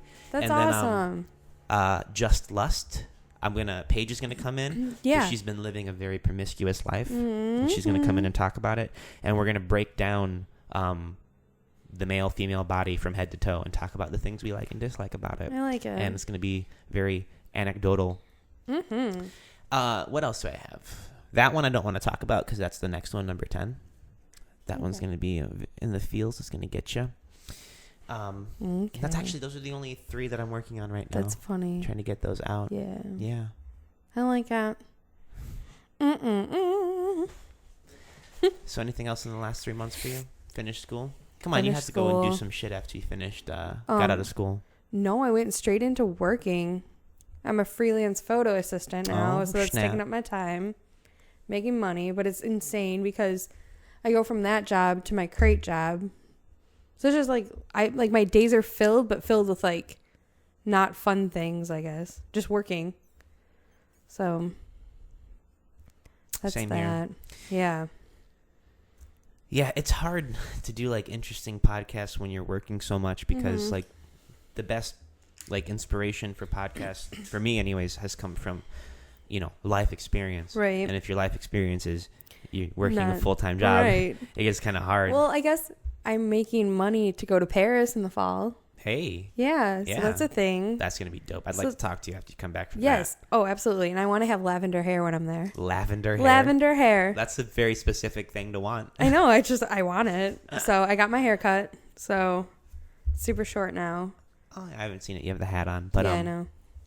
Yeah, you need life experiences to start doing something interesting. Right. But you know what? Here's something that I've been experiencing lately is homeless people. Yeah. Making a mess all over the city.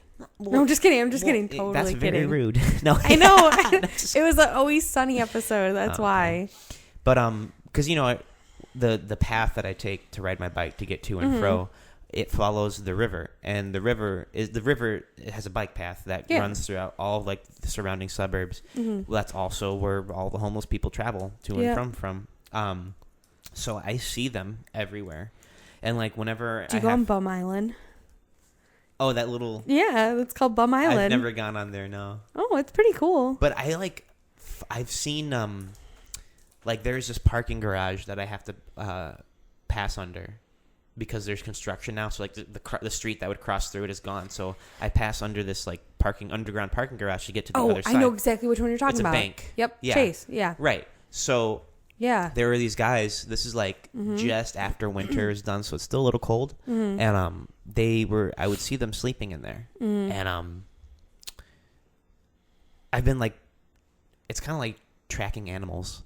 As crude as that sounds. Yeah. No, because listen, because they moved. One day they weren't there, and I was like, "Oh shit!" You're worried about them, weren't you? I was worried about them. Yeah, I was, even though like I never talked to them or anything. Never talked to them. You see them in your everyday life, and you're like, I do. It becomes, and I don't. Yeah, it does. It becomes a part of my life because I see them your every daily day routine. On my way home from work. And they moved to behind the Hemmons.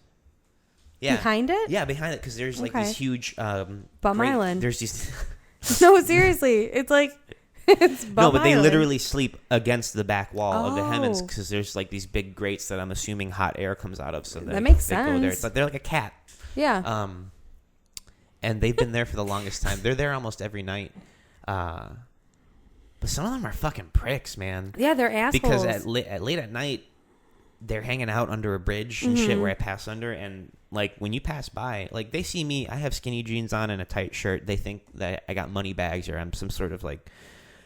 Yeah. They start saying shit, and I was smoking my pipe as I was passing, and one of them's like, "Hey man, let me hit that pipe." And I'm thinking, I don't want your fucking grindy ass bum lips on my pipe, bitch. He meant your dick though. Your pipe. Oh, he probably did. Oh, I didn't Yeah. even think about that. Yeah, you probably wanted some money. I just have to say something. Where's all the nice bums? Right? Well, they're working. Just kidding. Just kidding. Oh, shit. Oh, fuck. Oh, God, Rochelle. Yeah, they probably are working, though. Think about it. Think about it. You know, here's the thought. Okay. Some of the best music I found while watching porn. Really? Yeah. Was this one of them? Oh, No, yeah, just- Switchfoot? Yeah, we were meant that to religious live. band? Yeah, so like just while some chicks just taking about 5 dicks, and the background is just Raw dog. we were meant to live. my God, for so stop. much more. Yeah, that's the truth. It's true. It yeah. inspired me to continue jerking off. To live for so much more than your current state. All right, no, but no, there's usually like some awesome like EDM or like rap music to it, and it's awkward because like you're sitting there cranking it, and you're not thinking about music, but then the song comes on, you start bopping your head as you're bopping your head, and you're like, damn, this is a good song. So in the middle of cranking it, you tab over to Google and you Google in the lyrics and you find it, and you're like, damn, that's a good song. But then what's awkward is whenever anyone asks you, How'd you oh, find yeah, that's out? a good song, you immediately think, oh, I found that when I was jerking off. Like any of the other music you listen to, you won't remember how you discovered it. You will always remember a song that you discovered while jerking it. Right. It's a fact. That's a point in life that. Which leads me to something else that I wanted to talk about. No. Yeah. Creating your own culture.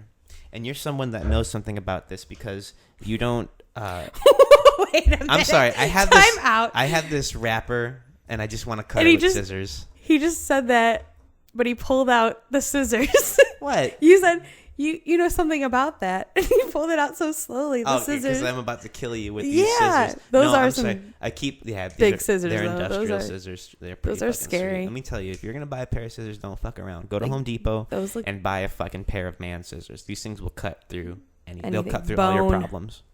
But You said your problems. I said bones. That's fucked up. well, I'll tell you one thing. My bone is not a problem. He's That's also in his stupid. closet. His closet bed. Fuck you. You need to like make a sign that says like Aaron's bed or something, and that. Okay, So hold on. people Shut know. up. We gotta hit on something hot here. Creating your own culture. Because I thought about doing a podcast alone for this, but then I thought, no, I would rather do it with someone else here, and it's a good lead-in.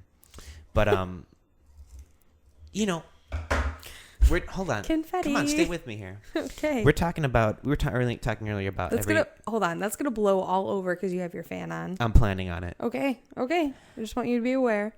Hold on. We're talking about how every fucking guy looks like Bradley Cooper, right? Mm-hmm. In the commercials, because American Sniper is like this huge like cultural thing, and for a lot of people it is. For me, I couldn't fucking care less, except for the fact that I'm talking shit about it. But I also noticed that a lot of guys are starting to fucking look like that now.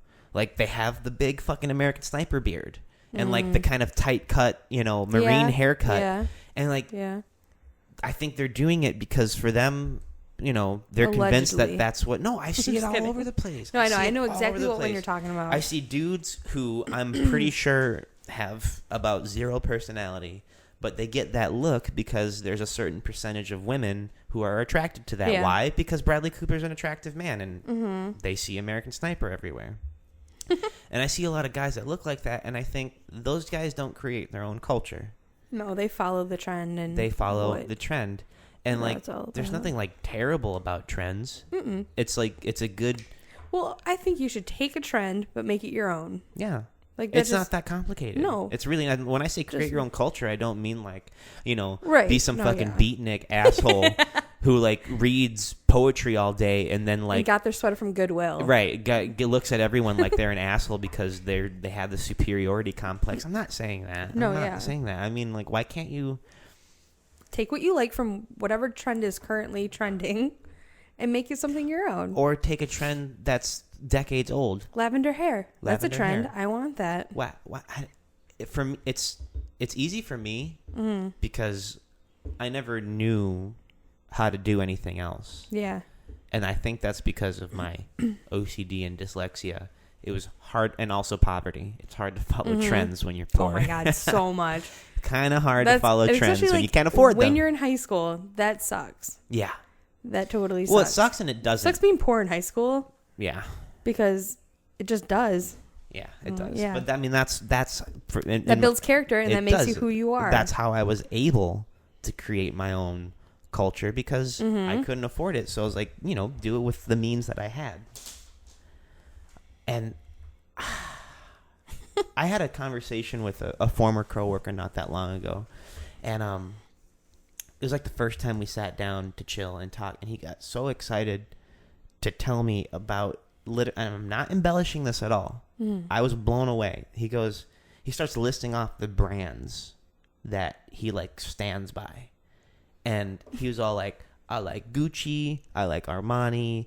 And I like some type of car company. I can't remember what. I have no idea. And he starts listing off these things that I know. I don't know them Mazda? very well, but I know Mazda.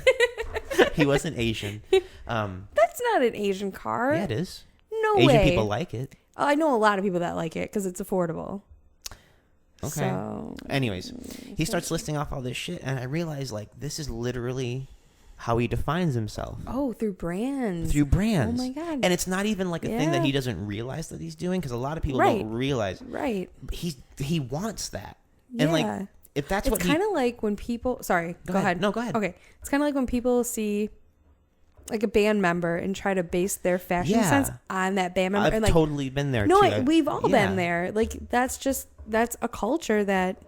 You want to be like your favorite you want to be person. You want to be your favorite thing. Exactly. Yeah. And like there's nothing wrong with that at all. There isn't, but there is if that's also affecting how you act. Yeah, true. It's one thing to appearances are just appearances. Yeah. Your clothes are just your clothes. Right. But for a lot of people, personality. your clothes are more than just your clothes. It's your shield. It's your shield. It's your shield. It defines what you are. Exactly. And I think that's what's ridiculous. Yeah. Agreed. And he's like Armani and Gucci, and he's listing it off like with this immense pride. Like he's saying how, and this is where it got really funny. Like I was being respectful. Like I'm like, whatever, man, this is your life, this is your culture. I'm gonna respect it, but I definitely disagree with it. I kept it right there until he talked about how, I pay for my car and he has an expensive car. But this kid's like 20. Holy 19, shit. 20. But then again, when you're young, that's all you care about. Yeah. Like, and I realized like, whoa, I grew up a lot different than some of these kids nowadays because I couldn't care less about brands. Yeah. Maybe the only brand I care about was Chuck's because I like my shoes. Exactly. And it's not even about like, because I needed the brand or the look, even though I did like the look. I did want the look. But it's also because they're really comfortable. Right. Like I like how they feel. They're functional. That might have been the only brand that I cared about possessing. Yeah. Right. But he keeps on. He's like, yeah, I like Gucci. And you know what? Because I pay for those brands. I pay the money for it. Like he's proud that he pays the money for that brand. And I realized that I am sitting with the opposite of me. Yeah. And I was like, this is fucking crazy. Yeah. This is where he kind of lost me because he's like, I pay for my shit. I pay for my car. I pay for this watch. This watch is like $1,000 watch. And then he goes, I have my phone. And then I need a watch. It's so funny when you see somebody who's speaking with conviction, but they say something and they realize that they lost it for a second, their conviction. He goes, I pay for this car, I pay for this watch, I pay for my mom helps me with my cell phone bill. And then I was like, no, bro, you just fucking lost me. Right. I pay for my $1,000 watch, I pay for my really super expensive, like unnecessarily expensive for my age car, but my mom helps me with my cell phone bill. I'm like, you fucking tart. Right. What are you doing? You fucking tart. I love when people call other people tarts. I love it. It's so funny. My brother called someone a tart, and I was like, it was like mid-sentence, and I just turned around and I'm like, you just called that person a tart. I love it. I love it. So I just, especially if you use fucking, you fucking tart. Like, it's so funny. It is. It's so funny. It's a very concise word. And like most people, I don't even know what that means. It's a pastry. It is a pastry. But it's also a funny insult. It's why though? You know, it's like calling someone a walnut. Like, you fucking walnut. You're like, right? It's awesome. I like that a lot. Totally use it. I don't even know what tart means, but it makes sense. It does. When you fucking tart. Exactly. It's I like blockhead. Blockhead's good. But you have to like stammer with it. You have to like blockhead. Act like you don't know what to call them. Be like, you fucking blockhead. No, yeah, totally. Yeah. You need to like stumble upon it. Like you're racking your brain for this word, and you're like, what am I going to call that? I don't know what to call you. Goddamn blockhead. But that kid, he's a prime example, because when I say create your culture, like you can do that and have it, in my opinion, it's all just a matter of opinion when you think about it, in a bad way. Like, really, Armani, Gucci, that's a $50 Those shirt, words. bro. Exactly. Do you know what you can buy with that Macklemore. $50? Exactly. Poppin' tags. Goddamn. This shirt, I just bought this shirt at Goodwill a couple days ago. It's fucking dope. I bought a Drake shirt. I don't even listen to Drake, but I'm going to wear that shirt. Damn, you're going to wear that shirt. Somebody walks up and be like, yeah, man, I like Drake too. Like, yeah, man. I like his flow. I like his stuff that he does. I did like his stuff that he does. I like his music. I like the stuff that he does. But oh my God. I have to show you something. It's Drake. And it was the most random video I've ever seen in my life. I was watching like MTV On Demand, and it was, I'll describe it to you. Okay. It had a picture of Drake, and it was like, was the Illuminati at Drake's art show, and then it zooms in on his forehead, and in his hairline it has 666. Oh my God. And it was like decide for yourself. I was like, what the fuck is this? I loved it. It was amazing. But that, like, whenever I hear Drake, I think of that commercial, and I'm like, I don't even know what it was for. I have no idea what it was for. It's just something about the Illuminati, Drake's art show, 666. It was hilarious. I got sucked into an Illuminati YouTube video. From Justice. No, he does post that shit though. You need to talk to him about it on your podcast. Don't worry. I know. My God. Dude, that podcast is going to be ridiculous. I am so excited for that excited. podcast. I have to do a lot of prep work for that one. I'm totally slacking on it. You But I got trapped into this Illuminati video, and they're talking about like how Russell Brand's a pedophile, and like they're trying to convince you to fuck your mom and shit. And it's just, God, they're so good at just tricking you into believing this. Yeah. It's gotten my little siblings. There's something else I want to get into, because again, it's really important for me to touch base on current things going on with me, because that's the only way. It's the only way to talk about stuff. Talk about it when it's hot, you know. Yeah. And you know what? Yeah. Pause. I gotta pee. Okay. Drink a lot of coffee. Hope it's not awkward. There's no door in my bathroom, so I'll go on my phone. Yeah. Hold on. You should keep talking though. I'm not gonna keep talking. Michelle. I'm not going to do it. I'm going to respond to this text.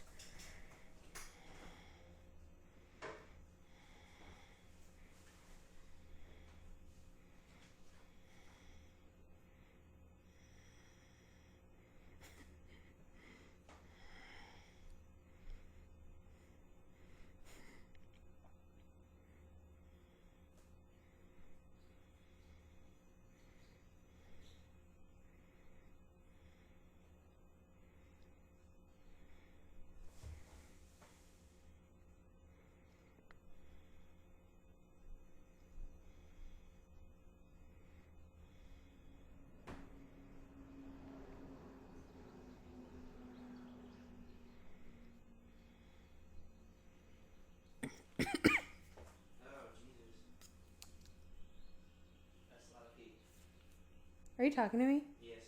Hold on. What'd you say? I said that's a lot of pee. Oh, are you sitting down on the toilet? You are sitting down on the toilet. You're shitting, aren't you? No.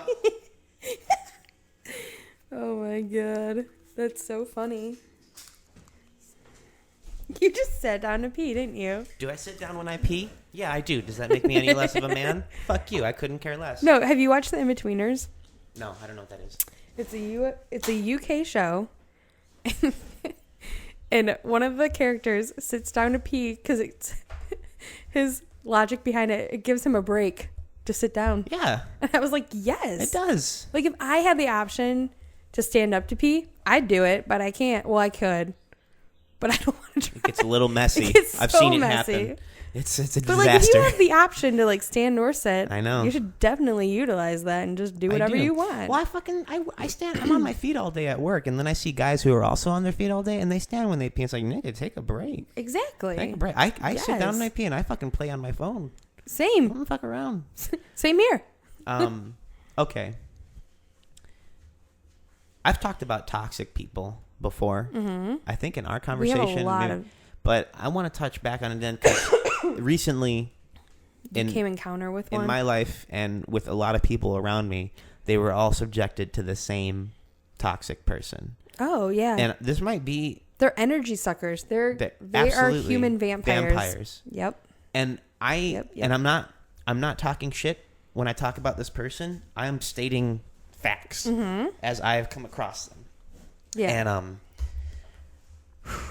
And it's wild.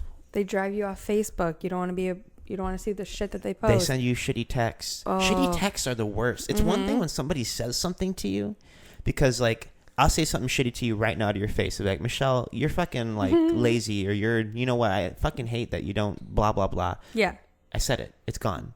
But you get a fucking text and it's sitting there.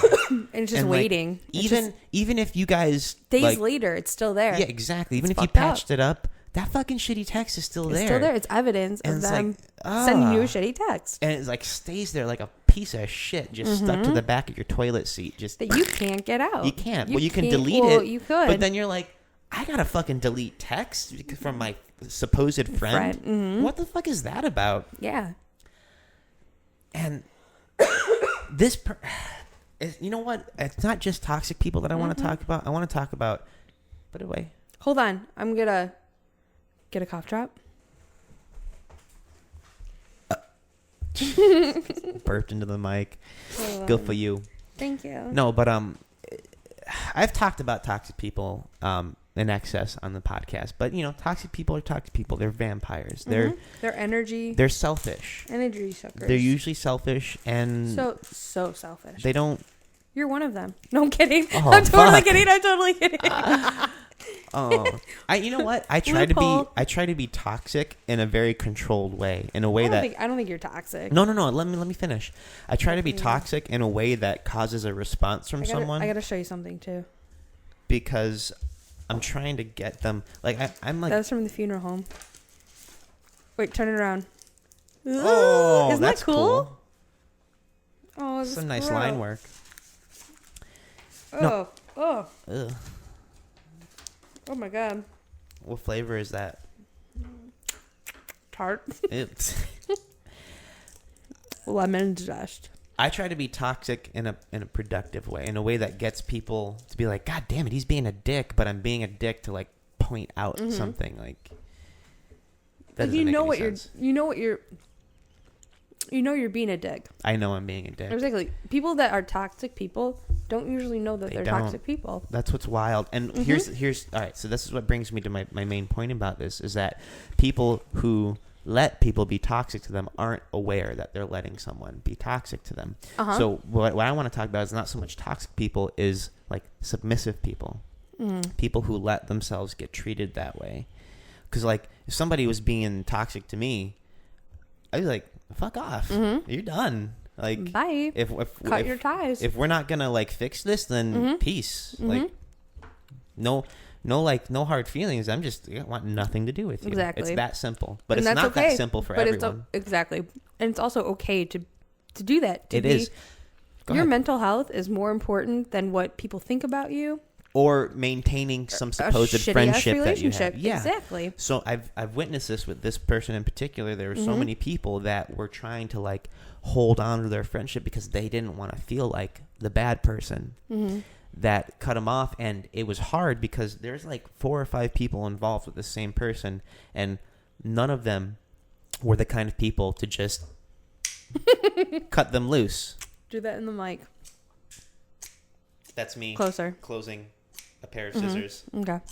But I'm used to it. I'm used to cutting people out of my life, not because I'm an asshole, because I realize that you have to. Sometimes you have to. And like, these people weren't used to that. So to be around them, they would be like, "Man, he fucking said this and he fucking said that."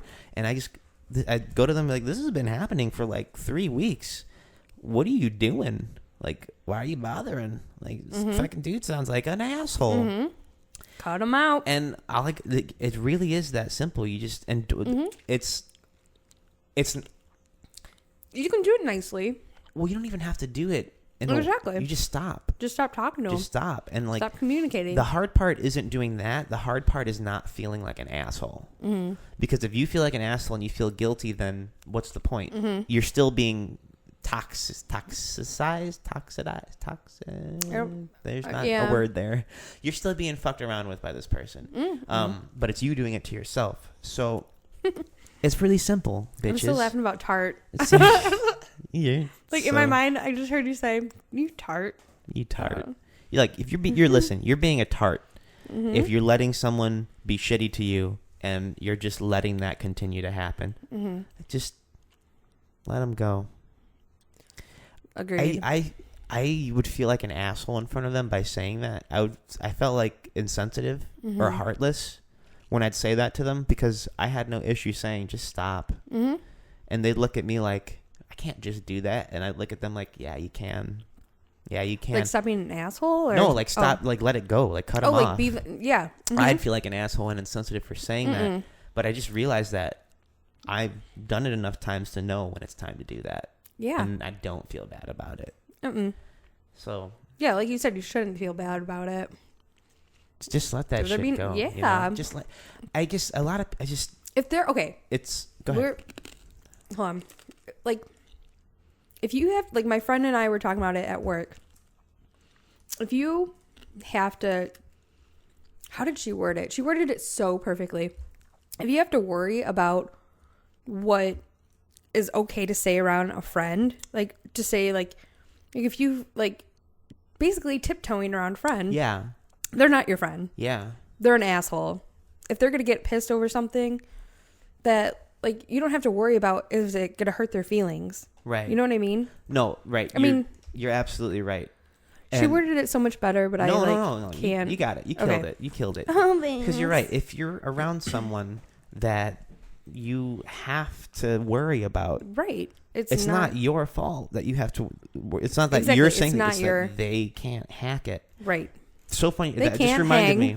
That reminded me. I saw an article, and I hate list articles, but every now and then there are ones that just touch you. Not even touch. They summarize things very well. Yes. Ooh. Check this out.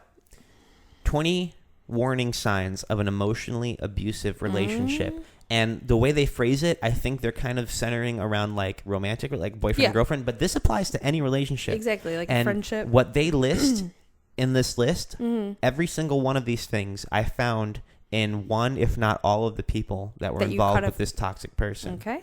Absolutely. I'm just going to read the whole list. Okay. You might be in an emotionally abusive relationship if they constantly humiliate you in front of other people. They criticize your actions as being less than perfect, making you feel as if you can't do anything right. Feel free to chime in about this if you want. They tell mean, inappropriate, and demeaning jokes. I totally do that. I do that. But that's for fun. Yeah, I feel like, but that's another thing. Like, if you are comfortable with your friends, right, that's okay. You can do that. Exactly, but it's in a lighthearted environment. Like but what they're talking about is like when they deliberately know it's going to hurt your feelings in front of other people. Exactly. And on the flip side, if you're the one telling mean, inappropriate, and demeaning jokes, but just to be funny, and they can't handle that, that's also mean. It's also abusive because like they want you to filter what you say to fit into what they can emotionally accept, and that's ridiculous. Yeah, you shouldn't have to do that. All right. They want to be in control of everything, including your actions, which, you know what? I've seen friends do that to friends, not just like boyfriend to girlfriend.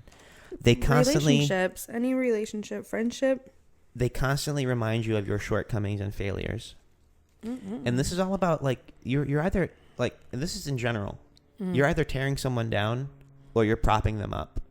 It's kind of hard to not do anything. Like, one way or another, you're going to be like, oh, that's cool, man. Good job. Like, I hope you succeed. That's propping someone up. You don't have to like suck their dick and be you're going to make it, bro. You encouraging words. And like, it's almost like you can't do one or the other. And you might even be tearing them down without realizing it. Like, I noticed before I even was podcasting, I would talk to like people about like, I want to do this and I'm excited to do that.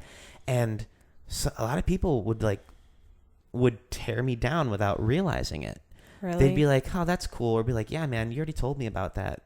I'm like, well, fuck, man, I'm telling you something else. Like, this is a different idea. Right. And if you're excited about it, they should get they're excited like, well, too. you haven't done it yet, so why are you still talking to me about it? It's like, fuck, man. Yeah. All right, support my idea. You tart? Well, you don't have to like fucking cheer me on, but don't tear me down. Yeah, don't be an asshole about it. Okay, so blah, blah, blah. They remind you, they do not value your feelings and often will tell you that you are wrong and that you are too sensitive, which is ironic because they're the ones that are too sensitive. They give disapproving and dismissive looks that leave you fearful of being alone with them. That is the worst. That is the fucking worst. Because they are unconsciously doing that most of the time. And then you feel bad about yourself. Well, like, yeah, you feel bad because you're like, it's just that is a shitty feeling. It is, absolutely. That is a shitty feeling. You get a look from them. Yeah, and you're like, I fucked up. But you didn't fuck up. No. You didn't and do that anything. look is so, like, passive that you don't even realize that it's affecting you. But it hurts you. Like it does. It hurts. just fucking sucks. It does. Like, that's when the I see worst. when I see my friends or someone that I am just cool with, and if we make eye contact but we're not like gonna say anything, smile. Exactly. What we can't smile. It doesn't have to be like there's no like set moment when you should smile. You can walk around with a smile on your face. That's also called resting nice face. Resting nice face. I suffer from that. In my opinion, in practice, I try to smile at everyone I make eye contact. I don't always do it. I don't. But even the it's just like a little side smile. It's an acknowledgement. We made a smile. Boom. Move on.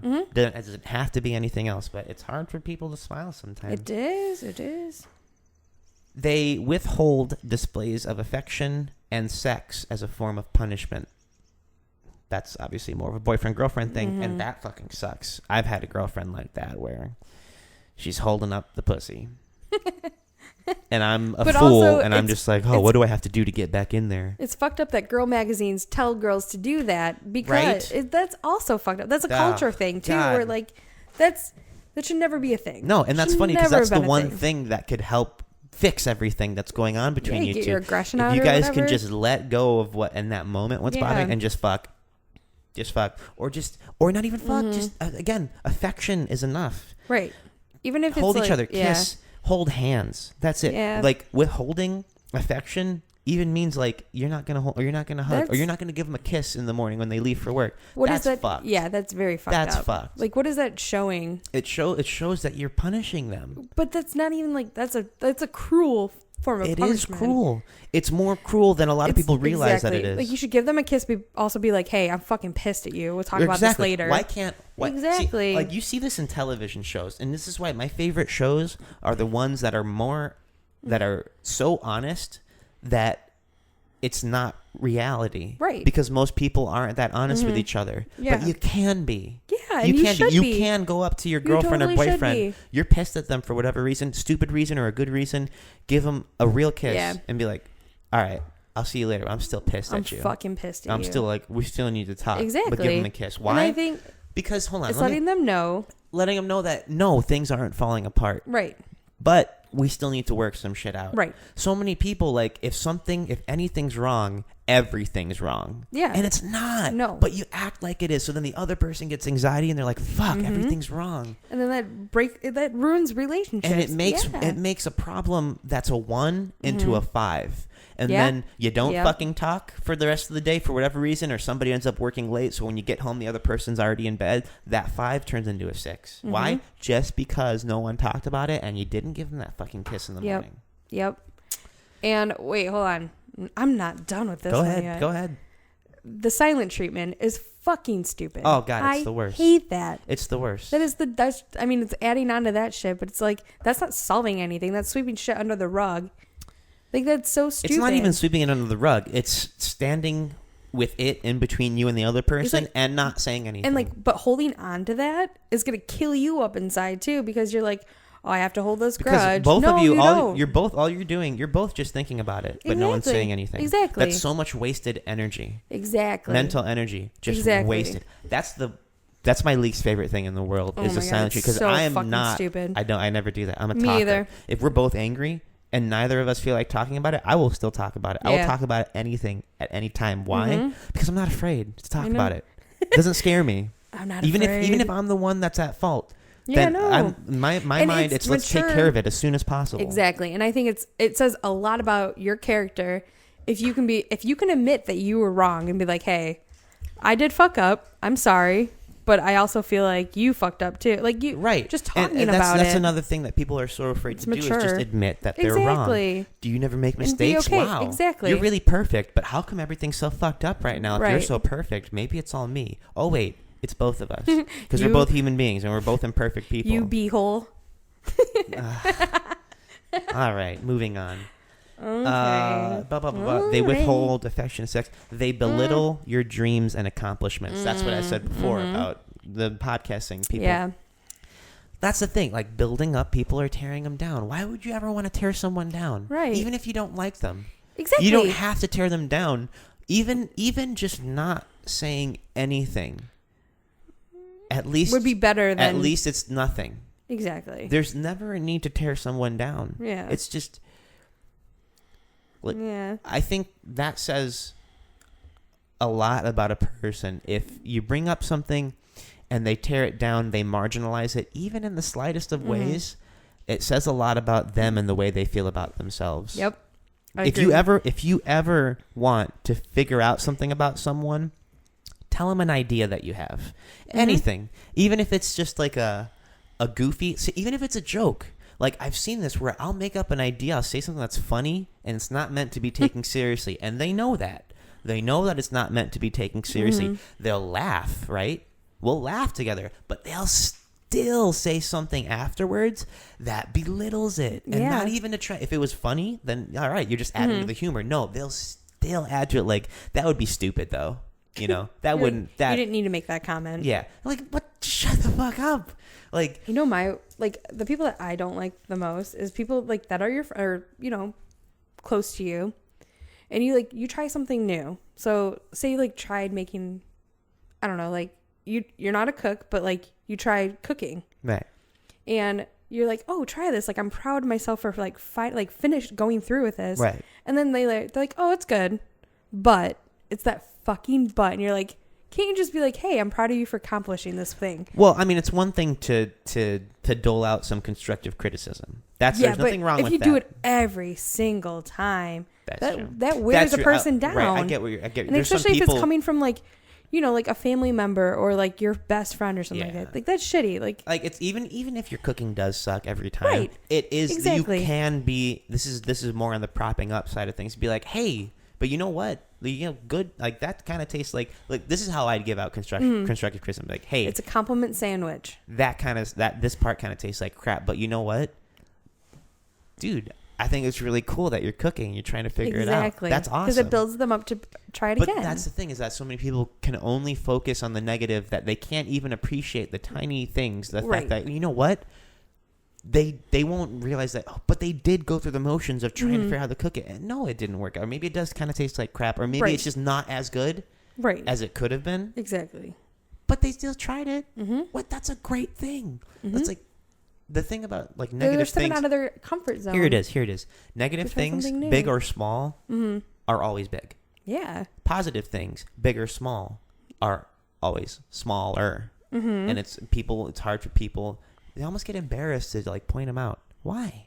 Yeah, it's a good thing. It's like looking up at the sun and being like, wow, I'm really fucking glad that we have a sun that we're in coincidentally a perfect harmony with, that allows us to live on this planet when there are a bajillion other planets that aren't capable of life because and they just didn't happen. And it's small. They just didn't happen to get in that perfect harmony where there's life. But we happen to be appreciating that. It's right so now. Wild. But who appreciates that? No one. We don't do that enough. Why not? This is a thought I had. We had a full moon. Yeah. Oh my God, I saw that. Right? I saw it during the day. I laid out in the hammock. Well, my girl. In that full moon. Wait, what'd you say? Well, my girl. Oh. And we looked at the full moon. And while staring at it, I had this thought. And like, it's funny because when I say this out loud, it really is just an obvious statement. Yeah. But I realized that even though it's an obvious statement, it's not something that we think about, don't normally think about. And that is that what happened was I saw the moon was so bright that for the first time in my life, I realized that the light coming off the moon isn't white. It's actually a very, very pale yellow because that is the light reflecting off of the sun. If the sun wasn't reflecting light off of the moon, you probably wouldn't even see the moon. Because the only reason why you're seeing it is because it's reflecting light off of the sun, if I'm not mistaking this. But what I'm getting at is, if the sun wasn't reflecting light off the moon, we would die at night because the planet wouldn't be warm. The side of the planet, so cold. Exactly. Okay. The side of the planet that is getting the sunlight at that time of the day is warm. Okay. But then that side of the planet is going to die at night because the moon wouldn't be there to be reflecting the light to keep it warm enough. Yeah. To live. And that's one thing that we don't appreciate. We appreciate the sun, right? That's fucking But we crazy. don't realize that without the moon, it wouldn't keep us in that balance. That's so a crazy wild. thought. Like, anyone can look up at the sun and be like, oh, I love that big, beautiful thing. But the moon also is part of it. And if that moon was probably a mile further away than it actually is, it probably would lose that harmony and we would die. That's heavy shit to think about. It is, That's but so it's such crazy. and it's always been like that. Our existence, but we don't ever talk about has always been like that. Everything. That's why this is some like hippie Buddhist shit. But if you just try and break it down, everything has happened in this coincidentally perfect way to allow us to be able to live on this planet. And that's something that has always been out of anyone's control. No one in existence has ever been in control of that or has affected that. We're just lucky enough to have that. And then never mind the fact that you're lucky enough that your sperm got to your mom's eggs and you're the one that happened to make it out of hundreds of thousands of other sperms. Survival of the fittest. And you managed to, or luckiest. Yeah. Or survival of the luckiest, whatever. It's both, I think. Yeah. So you take into the planets and how all of that takes to make this existence possible, and then the fact that you managed to make it, and why not appreciate that? If you can appreciate that, then you can fucking appreciate your shitty cooking. Yeah. Yeah. Right. I know exactly. There it is. That's so crazy to think about, though. That's why whenever I look at the moon and the sun, which is every chance I get to. I try and think about that. It's like we take that shit for granted so much. And it's not like you have to go and worship the sun or worship the moon. Exactly. But you have to. It's a good exercise in staying, keeping yourself grounded in reality. Oh, so true. Because you know what, fucking, you see some commercial for some new Galaxy S phone bullshit. With a Bradley Cooper American Sniper guy saying, "This is my phone." Because I've got fucking armpit hair. And then that's all you're thinking about throughout the day. You're always, fuck, man. My fucking phone's obsolete now. Shit. I paid $100 for it because of my plan, and now I'm in a contract stuck with some phone company. And shit, now I can't get the new phone because mine isn't as fast as that one. I was just thinking, I have an iPhone 4. right? I don't even use it as an iPhone. I used to use it as an iPod. Yeah. And I'm looking at it. I'm like, this thing is fast. This is nice. Somebody looked at it a couple of weeks ago and they're like, oh man, that's old. I'm like, what? Yeah. How old? It is technically old. Like iPhone 4 came out, what? 2000? I don't know. 9, 10? I don't even know. But who gives a fuck? It works. Right. It's fast. Like, yes, there's an iPhone 5. It's faster, but what?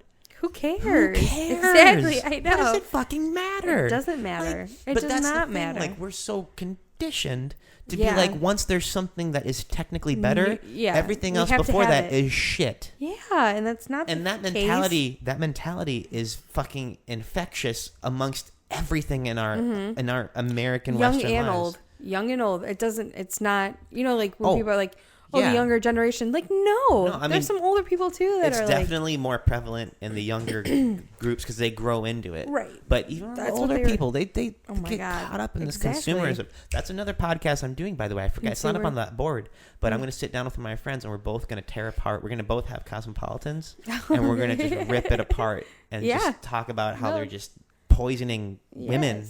Yeah. Let's get back to this list. Okay.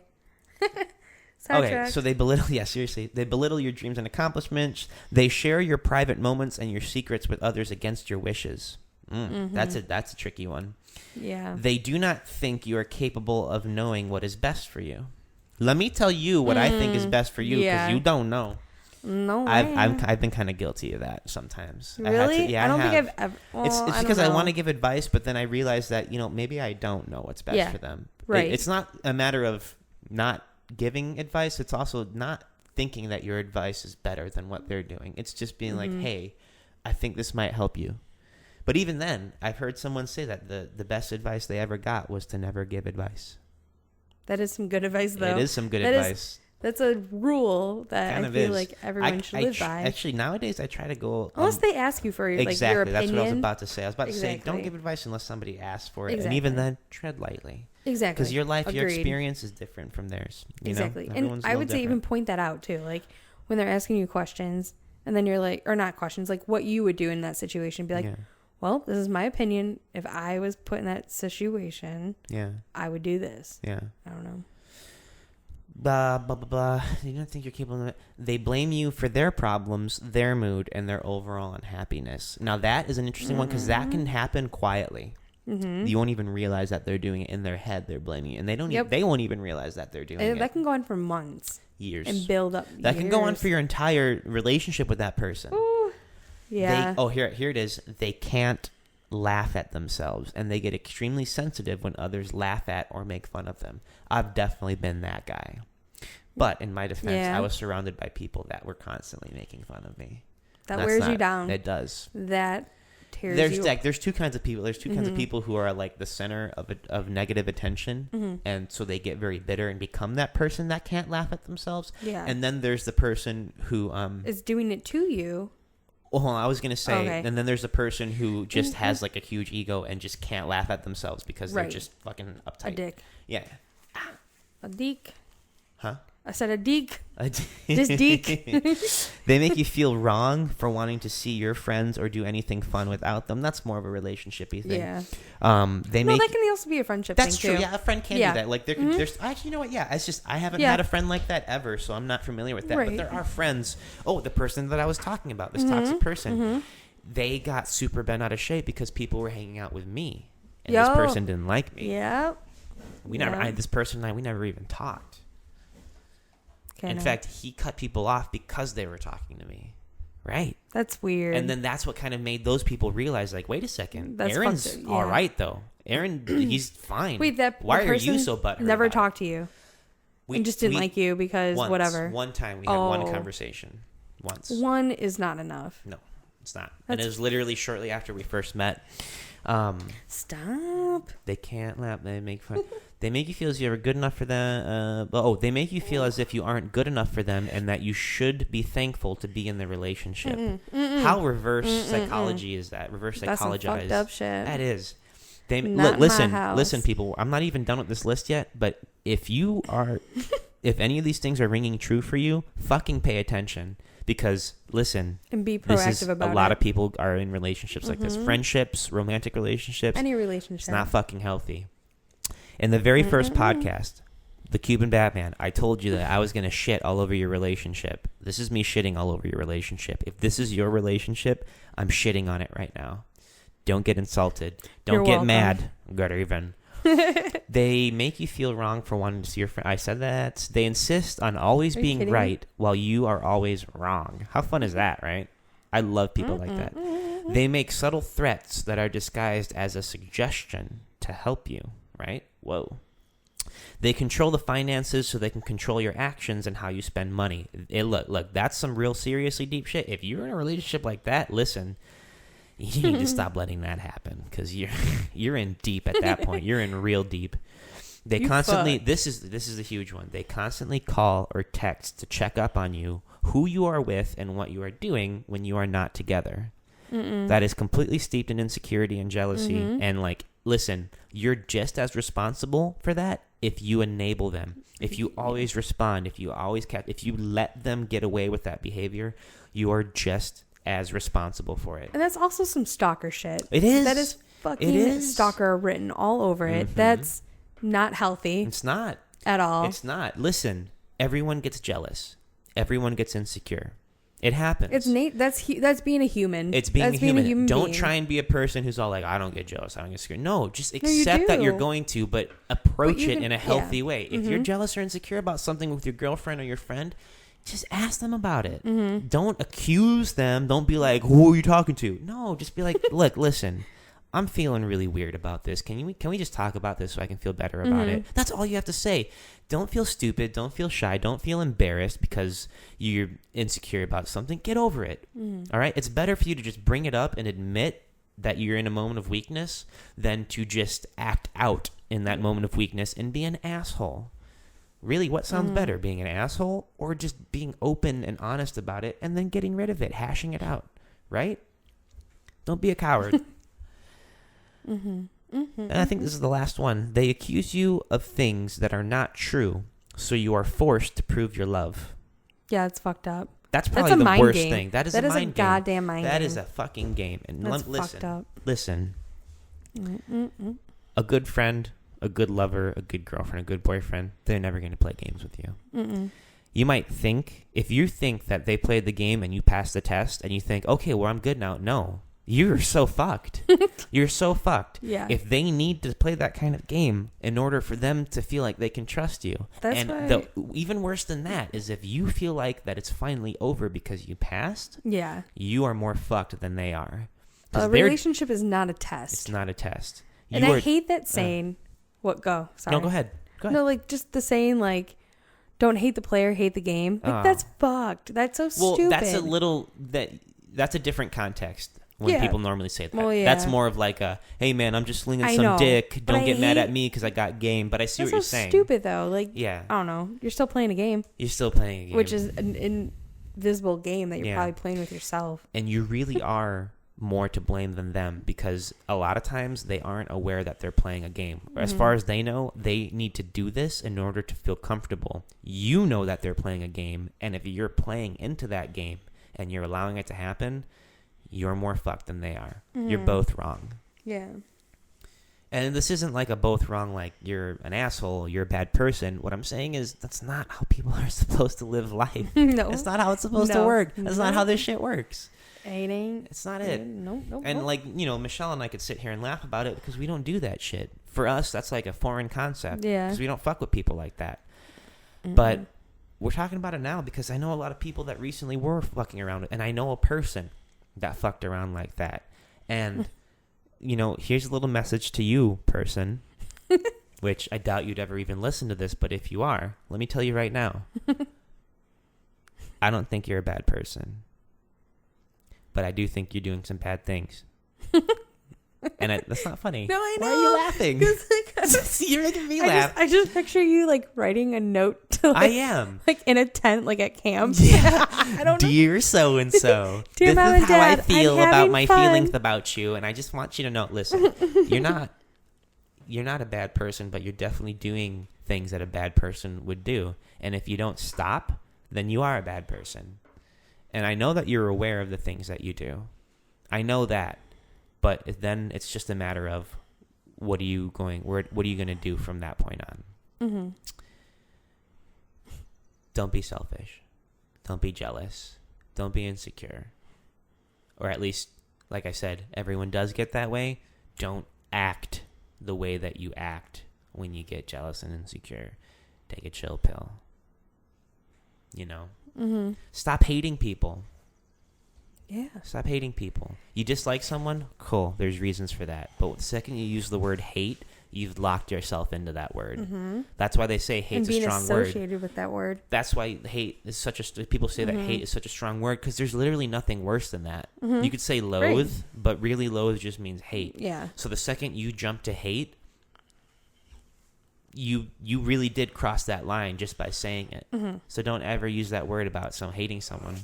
Or a thing. Well, and I don't know about that, because I hate American Sniper. Oh, yeah. Uh-oh. I crossed that line. I don't give a fuck, because it's a shitty movie. I got to tell you about my dream. What's your dream? But I can't tell you on here. Oh, okay. That's great. I think we're going to wrap it up, because I'm hungry, and I have to go to work soon. So, okay. Fried eggs and plus, spaghetti. We're well over 2 hours. Oh, my God. And we did end on a good emotional note, which is, I got to do it. Yeah, that's Aaron. That's you too, bitch. Emotional? Yeah, you don't even realize it, but you do. Okay. You do. All right. Okay. Ugly. Scheiße. So, okay. If you're listening to this, chances are it's already on iTunes, hopefully. So you don't have to go to biggestlittlepodcast.com, biggestlittlepodcast.com. You could just subscribe to iTunes and just get it straight to your phone. If you're not familiar with podcasts, that's cool. It's just like internet radio. That's essentially what it is. There's lots and lots of podcasts out there. A lot of them you might not like, but if there's one thing that you're into, there's probably a podcast for it. So go on iTunes. You have to download an app to get podcasts straight to your phone, but it's a free app. You just have to install it. So you could get this shit straight to your phone at any time. It'd be pretty cool. You can give it a shot. Me to do it? Huh? So are you like? Oh no! Yes, you should. Are you scolding I am scolding me? you. You should have fucking listened to a couple of these already. Anyways, true. Biggest Little Podcast number 11, General Meanderings with my main bitch, Michelle D. Hi. I'm gonna leave you guys with a song. I'm not sure what it is yet, but it'd be cool. Hug your mother. And your dad. Make your dad coffee. Suck your boyfriend's dick.